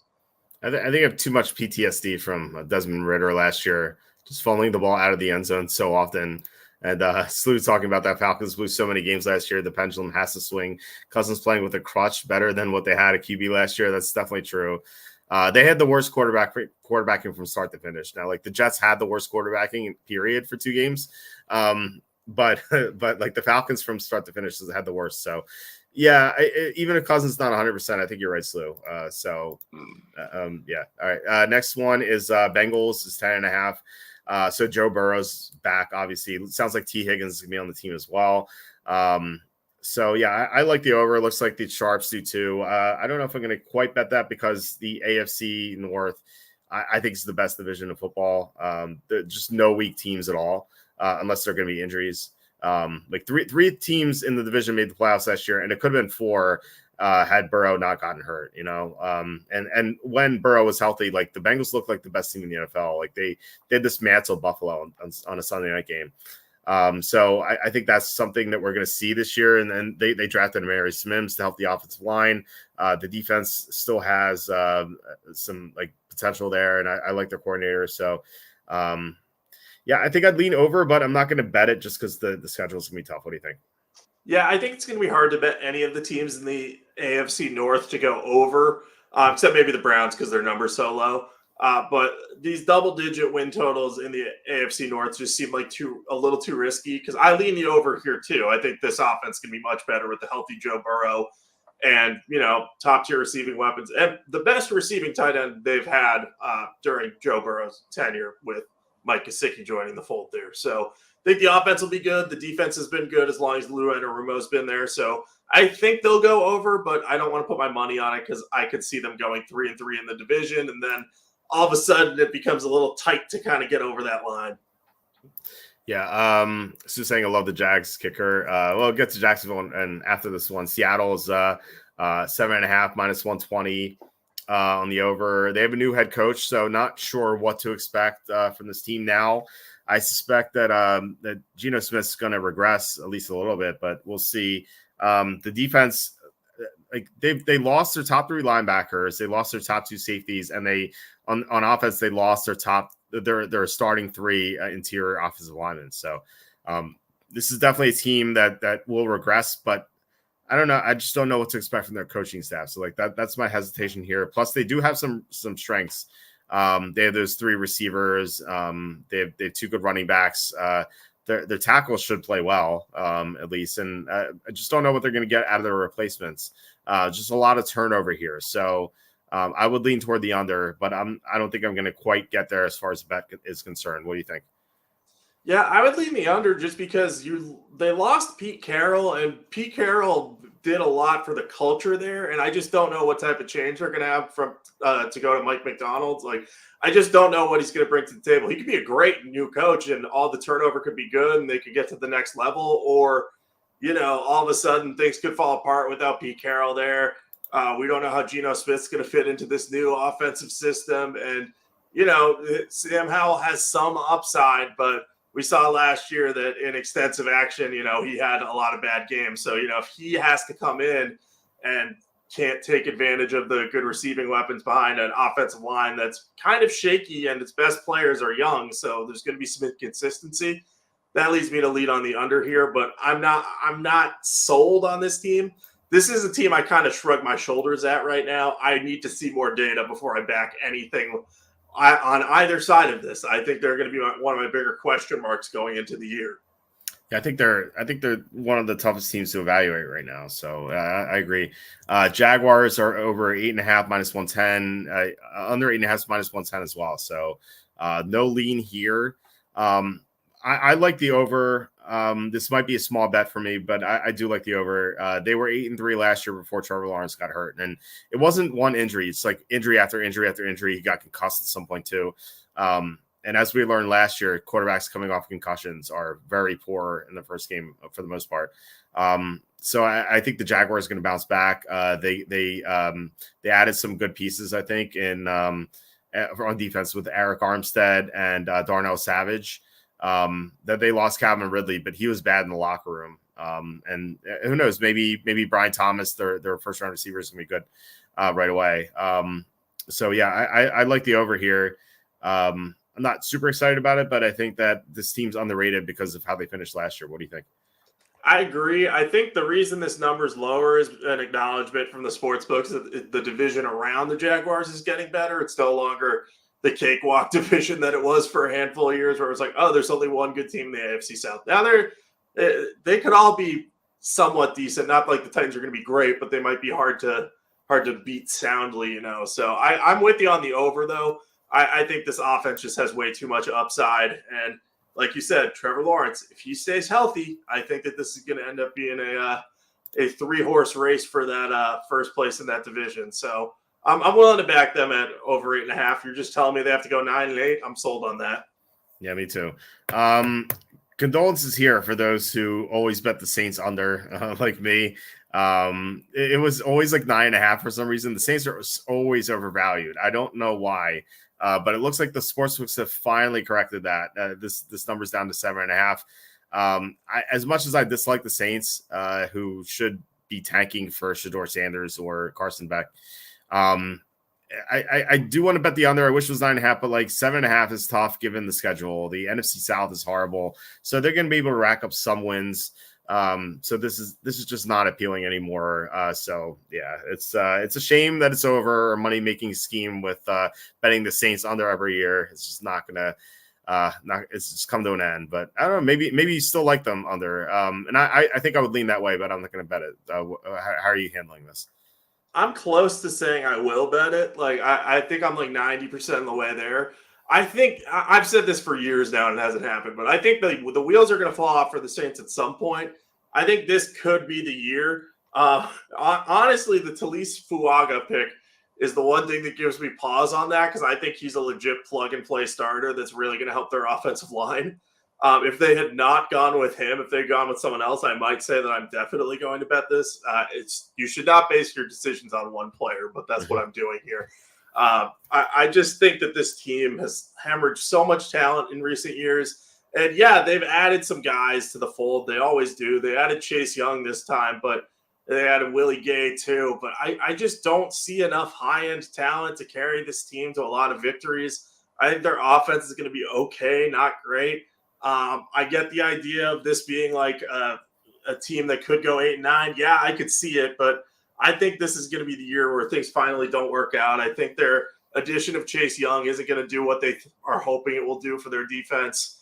And I just think the wheels are going to fall off, and the Saints are finally be like, all right, we need to kind of blow this thing up this offseason. So I kind of like the vig we're getting at even money there. So I'll consider betting that. I'm very close to doing it. Again, if they hadn't taken Talise Fuaga, it would have been easy because I would have had questions more about their offensive line, but that unit's looking a little bit better right now. Yeah, especially with Ryan Ramczyk just may not play football again. That's pretty insane.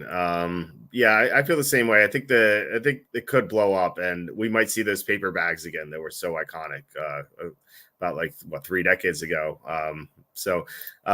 John says Derek Carr comeback player of the year. I don't know if he's out, like he's eligible. I don't know. I mean, he played most of the year last year, so now I mean. Maybe he does well, but it's just, man, I think this team kind of sucks. Stanley asking, who do you think will finish first and last in the NFC North? I agree with Mike. What Mike says: Lions first, Vikings last. Could be the Packers, but I think the Lions are slightly better. So, what do you think, Jacob? Yeah, I think the Lions eke out the Packers for first place, and I think the Vikings end up.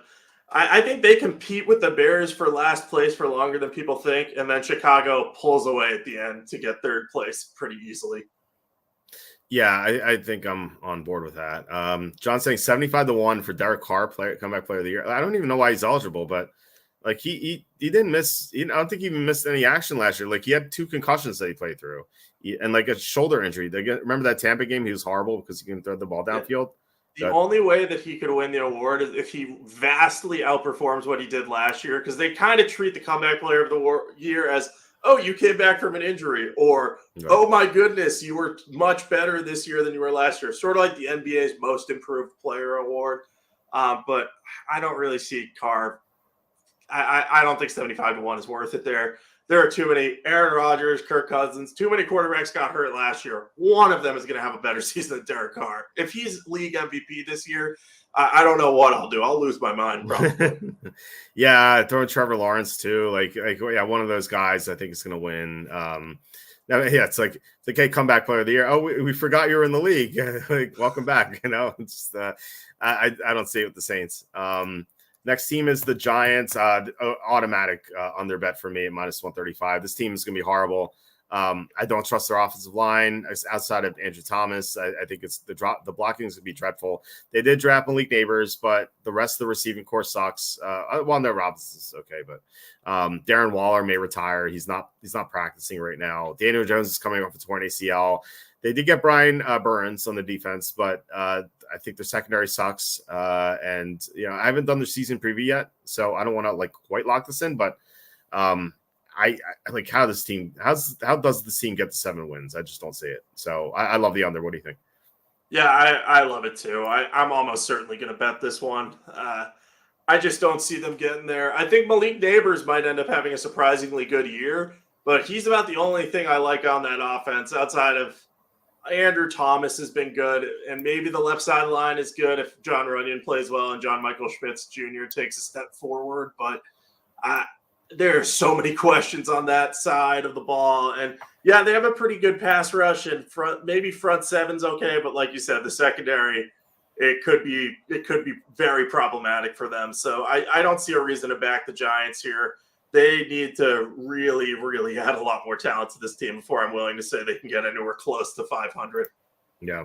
Another team I like under a lot is the Denver. Now I'm kicking myself here because I think it was like 3 or 4 weeks ago. So I think someone, it might have been Chris Williams. Someone pointed out that the Broncos under was 6.5 plus 120 at FanDuel. Now it's 5.5 plus 120 at FanDuel. It's plus 115 here.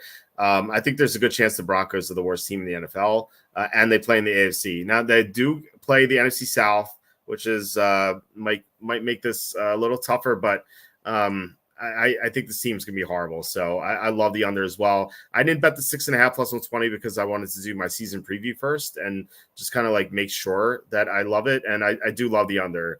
I think I'm gonna look this up, but I think I have the Broncos going 2-15, I believe. I just want to see if I'm right about that. Let's see here.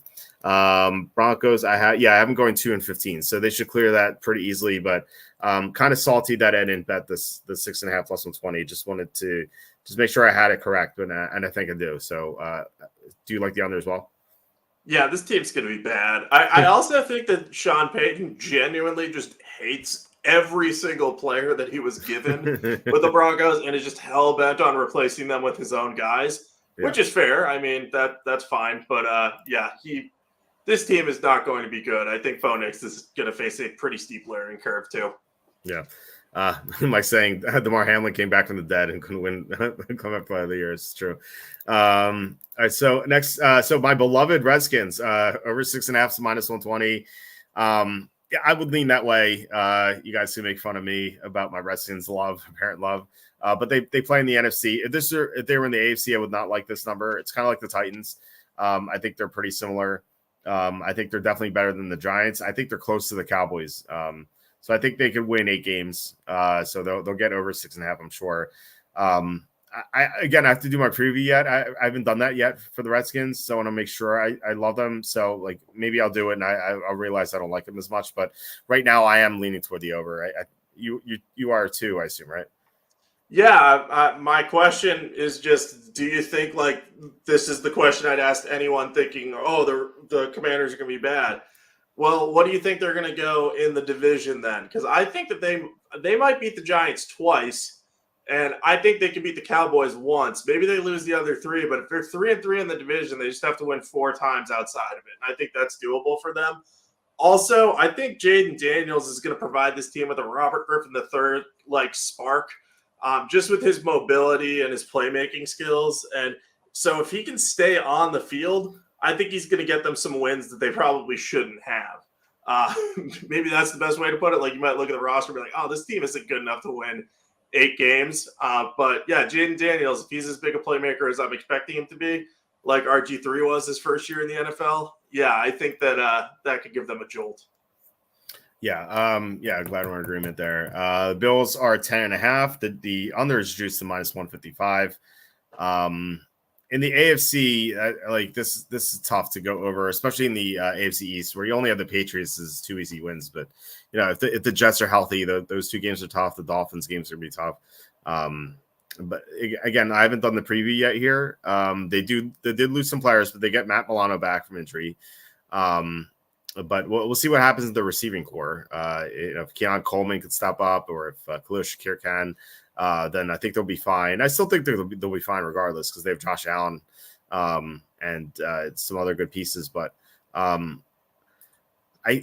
don't know. I think I would lean under just because the division's so tough. But I could see him going over too. This is not something I'm excited about. I'm not going to bet this one. What do you think? Yeah, this is a true 50-50 to me. So I might lean the over because it's better value. That's the only thing I can see because I can convince myself, yeah, they could win 11 games. If Aaron Rodgers and Tua go down, which is very possible, they could win. They could win 5 or 6 divisional games. So I could see that happening. But any argument you make for the Bills, you can make an argument against them with them having lost Stephon Diggs. Their trench play still being an issue. Maybe they'll be better with Von Miller getting healthier, but he's also getting older. So there's too many questions with this team. So yeah, I have the over just penciled in as value, but I have no interest in betting this. Sam is saying, I think Minnesota is going to finish ahead of the Bears. So I think McCarthy is going to be more advanced compared to Caleb Williams and playing in the NFL. I really don't agree with that. I don't think McCarthy's. I don't think he was a first round prospect. I thought he was a second rounder. He won in college, quote unquote won. because like they ran the ball like a billion times. Like yeah, he can hand the ball off, I guess, but. So maybe Aaron Jones is gonna have a great year, but I don't know. Like although Caleb Williams is having his struggles in the preseason, or not preseason, in OTAs. So maybe there is something to that, but I just don't think McCarthy's gonna be that good. Although he does have two good receivers, and he reportedly has struggled as well. So we're not 100% that he's gonna be good either. So you know. The other thing I'll say, though, is we also don't know if McCarthy's even going to start the season. Like, if he loses the starting job to Sam Darnold on the bat, I would not. I could see Kevin O'Connell doing that to kind of protect him and get him up to speed. But I don't think this. I don't necessarily think it's guaranteed that McCarthy's going to have a chance to immediately impact the Vikings the same way Williams will the Bears. Yeah, I agree with that. John saying the Bills haven't lost on their 11 since 2019. Yeah, it's a good point. Yeah, I can see the overhitting. I just want to I might have a different opinion after doing my season preview, which should be by the weekend. So on Saturday's show, I think I'll have an answer for you here. So I could be convinced to take the over. So just not sure yet. Mike saying the over under for Redskins and Raiders is 6.5. Is that for both teams combined? It's a good one. All right, so we have a weird number here with the Rams. Over 8.5, minus 140, so biggest juice here. I know Aaron Donald's retired, but this team is still really good. Their offense is going to be explosive. Now, they have similar issues to the Jets, where they have injury-prone players. Cooper Kupp, obviously, but then Matthew Stafford tends to get banged up. Kyron Williams got hurt twice last year, so I feel like things could derail for the Rams, but they do have the potential to win a ton of games. So I think I would lean toward the over. I might make it a small bet. I don't think it's going to be one of my larger bets because Donald's gone and plus their injury risks. So what do you think? I like the Rams a little bit more than you do, I think. And it's not just because they added two players named Cameron, who spell their name Kamren this offseason, who both play safety, which is remarkably difficult to do, I would assume. It's really just – it's all about backing the offense. If that offense stays healthy, and even if Cooper Kupp gets banged up, Puka Nacua is just a machine. So as long as Matthew Stafford stays healthy, I'm not too worried about that unit taking any step back. And I know Kyron Williams is a little banged up. I think he's got a foot injury, but they drafted Blake Corum, and I think Corum could have a similar type of running style impact as Williams. So I'm not worried about the running situation. And their offensive line, they did really great work. Les Snead did improving that unit over a 2-year span. Added Jonah Jackson to it, very good player. So I think they're going to be just fine on that side of the ball. Defense is a question mark, but I still trust Sean McVay to get over 500. Yeah, I do too. Just terrific coach. I do think there's some risk, but I think you're right that the over is the play. We have 4 more to go. Packers are over 9.5, minus 135. Despite the vig, I think I like the over. They looked great at times last year, and they looked horrible too. It's 2 games against the Broncos and the Raiders. They lost back-to-back, and then the Monday night loss to the Giants. Just some ridiculous losses that they had to bad teams. But Jordan Love's going to be in the second year. All his receivers, these young receivers, are going to have more experience. And I just think overall this team is pretty good. So I would go over 9.5. What do you think? I'm on over 9.5. I'm pretty confident in this one. Just what we saw from Jordan Love over the second half of last year and in the postseason, he looked like a legitimate MVP candidate. And I think he's kind of the poster child of, hey, if you're going to sit a quarterback, maybe do it like this. I didn't like the pick when they made it because I think it derailed them from potentially adding a high-end receiver and winning a Super Bowl. But, it's paid off for them and that they're going to have a very competitive team this year. And I think the offense is going to get better around him. He had a lot of rookies and second-year receivers. Now they all have more experience. So the offense looks pretty good. Defense should be better with Jeff Hafley coming over to run that unit. He was a very good coach at Boston College. So he's going to be missed up here. So I think the Packers will benefit from that. The one thing I don't like that they did is they apparently moved Alex Magoo from quarterback to receiver. That dude was the MVP of the USFL in 2023 at quarterback. I don't like seeing that. But that's not going to have an impact on their bottom line. So, yeah, I think they get 10 wins. I think they give the Lions a run for their money in the division, but come up 1 win short. He's also good in the preseason too, so disappointed to see that as well. He was no Kyle Sloter, don't get me wrong, which is the Joe Montana of the preseason, but that is disappointing. I like this exchange. Mike saying Bills have Shakir, Claypool, Samuel, MVS, Tony Diggs, or Ricky Coleman to win 12 games. And John says, Mike, you're not helping the Bills case. I think Mike was saying that just with Claypool and MVS. I don't know why like Chase Claypool's there randomly. Not sold Jordan Love yet. I think that's fair because he was so inconsistent. He looked great at times, he looked awful at times, but he's got more experience. OTAs are a great time to make mistakes. Okay, so we have 3 more to go. Dolphins are over 9.5, minus 135. The problem here is like Tua always gets hurt. He didn't last year, but then Tyreek Hill got hurt last year. So it's like this team is hard to trust. The conference is very difficult. I said this before, like the Dolphins at one point this upcoming season, they're going to look like the best team in the NFL because they're going to smoke someone like 62-10. They're going to look great and everyone's going to be talking them up. And then they're going to lose by 20 the next game. Like that's what happened last year when they clobbered the Broncos. Was it 70-10 or something? And then they lost to the Bills in a blowout the next week. They're just so explosive. But they definitely have some flaws. So, and it's tough schedule. So, I think I still lean toward the over, but there's a lot of risk here. I'm not going to bet it. What do you think? Yeah, I have a tiny lean on the under, but again, that's just seeking value and me thinking to myself, like, I do think that this team has some shortcomings, and I know the offense is super explosive and that can win them a lot of games, but I don't always trust Mike McDaniel's in-game coaching strategy, and the defense, I just think, could take a step back. I know Anthony Weaver's well respected, so they got a good guy. They got a good candidate to replace Vic Fangio, but I'm just interested to see if this if this defense can kind of play better with a new coach, or if they're going to take a step back. They also have a lot of guys who are coming off injuries. I know Jalen Phillips, I think, did he tear his Achilles or ACL? I can't remember, but their pass rush is going to be in much worse shape without Andrew Van Ginkel around and Phillips, I think, coming back from an injury. Yeah, they definitely lost a couple of key players for sure on defense. Wait, I don't know, John Sanders. I think the Bills are loaded at receiver, and he says that you have to be loaded to think they're loaded. Saying, hey, do you think the Lions will be weaker than last year when they lost to Chauncey Gardner-Johnson? That was a loss, but then they picked up Terrion Arnold and Rakestraw, so their secondary might be better too. So that's something to consider. Plus, they added DJ Reader on the defensive line, so I think there's a chance that they're going to be better this year. Let's see here. We have the Chargers over 8.5 minus 155. I'm genuinely confused about the Chargers. Like, there are downsides. Like, they lost Keenan Allen, but who knows? Like, maybe Ladd McConkey's gonna be good. Like, he and Herbert apparently have gotten some good chemistry going. Quentin Johnston can't be worse than he was last year, but maybe he's not gonna ever be good. And then they added Joe Alt, but he's never played right tackle before, but maybe he can play there. Like, who knows?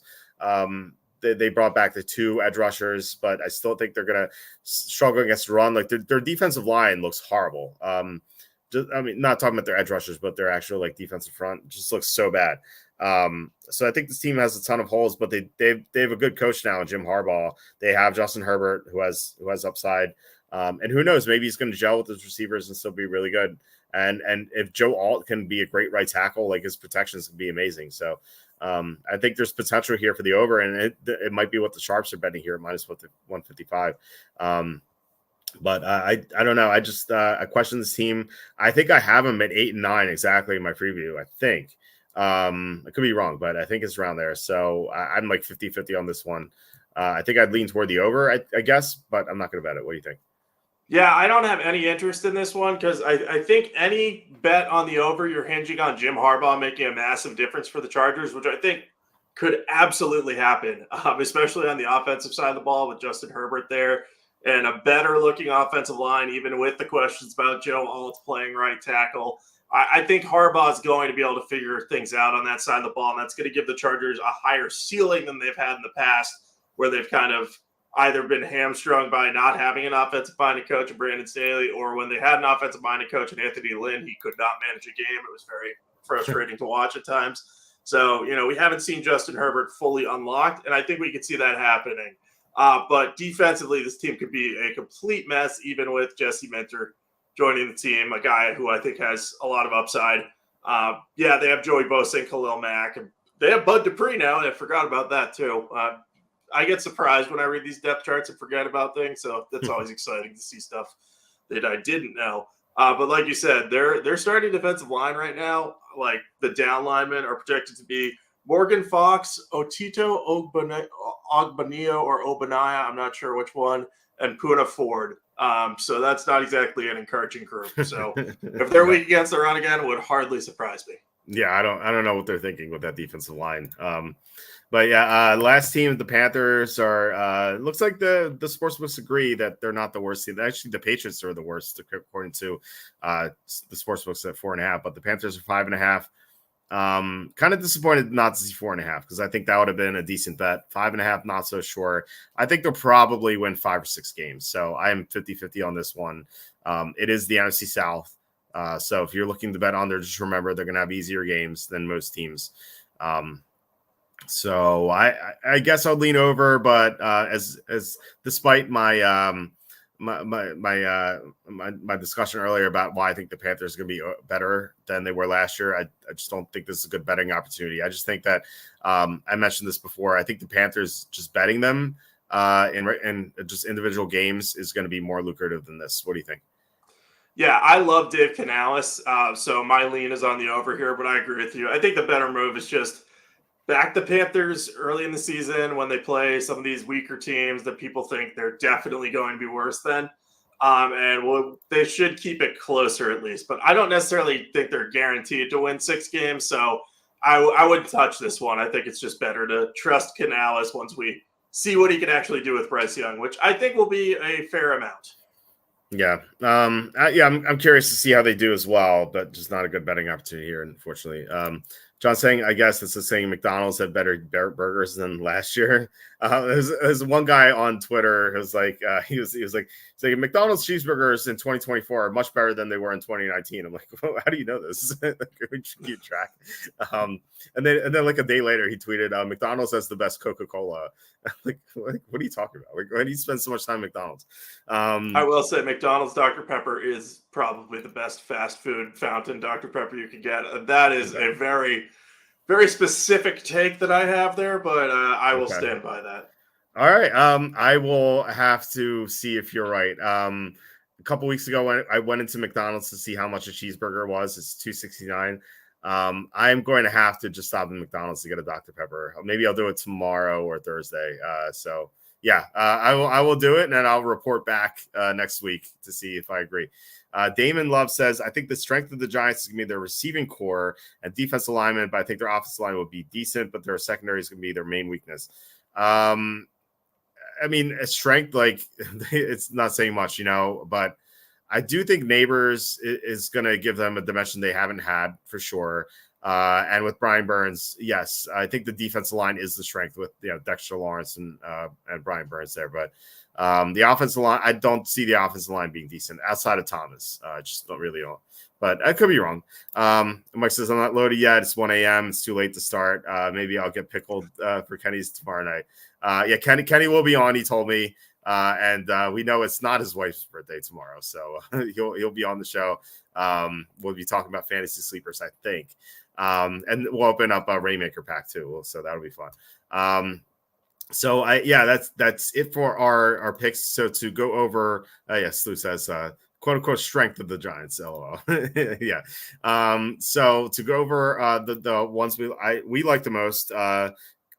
So we like the Eagles over 10.5, Cowboys under 10.5, Chiefs over 11.5, Colts over 8.5, Browns over 8.5, Raiders over 6.5, Ravens under 11.5, Jaguars over 8.5, Giants under 6.5, Broncos under 5.5, and Packers over 9.5. Now, some are going to like more than others.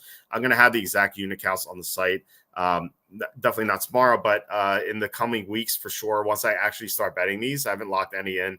I will start locking them in soon. And when I do, I'm going to post it on the site right away. And I'll post it on Twitter and whatnot and Facebook so you guys will like know when that'll happen. So yeah, definitely stay tuned for that. But yeah, otherwise, yeah, glad to do this with you, Jacob. I was looking forward to it, and I'm glad we came up with 11 that we both like enough to bet. So yeah, glad that we're in lockstep for the most part. We did have some disagreements, but for the most part, I think we're in lockstep right now. Yep, per usual, our disagreements were on minor procedural stuff where we're like, we don't like this one, but I'm on this side because there's value, or I'm on this side because I like their defensive line. So always good when we're on the same page. And yeah, I think there's some good values on the board, and maybe one of these 6.5 or 8.5 win teams will turn into that the teams we bet to win the Super Bowl that end up going further than people think. Yeah, that's for sure. So asking, can Jacob name any offensive lines in trouble? Like I know you do offensive line rankings. I'm pretty sure you haven't done that yet. But any lean here, or is that something like maybe you can answer in a month or two? That is something I will say I can answer probably better in a month or two. I have not given that enough thought lately, but I promise, Lou, I will have an answer for you on that soon. I will say the one offensive line that I'm kind of like, this is going to be the biggest boom or bust offensive line. I really think it's the 49ers, because Trent Williams means so much to that offensive line. And if he goes down, things could go haywire for that offense. So I think that, and the Cowboys having two new offensive line starters in front of a quarterback who has shown that he doesn't do well behind weak offensive lines, I think that's a potential problem spot. So maybe we'll break down all those lines in more depth at a future time, though. Yeah, I'm looking forward to it. I think you might be right about the Niners. Look at the games where Williams didn't play last year. Like they look pretty bad. So you're totally right about that. And like saying McDonald's hamburgers could be better this year if they offered A1 steak sauce. Yeah, that's the trick. You have to carry around A1 steak sauce wherever you go if you're going out to eat. That's the trick I found. A bottle of A1 costs more than a quarter pounder. Yeah, that's the prices of stuff is pretty rough these days for sure. All right, so yeah, that's it. Thanks guys so much for commenting, watching. Really appreciate it. Thank you especially to Kevin Kovac for the $15 worth of super stickers. Thank you so much, Kevin. John Sanders 911 for the super chat. Guys, I really appreciate you guys just helping us out, because as I always say, these YouTube ads pay nothing. But so yeah, please hit like, subscribe, comment below, share this video. Visit the link in the description for the merch store. As you saw, we have more t-shirts and an apron now, which is exciting. Jacob, do you have anything to plug?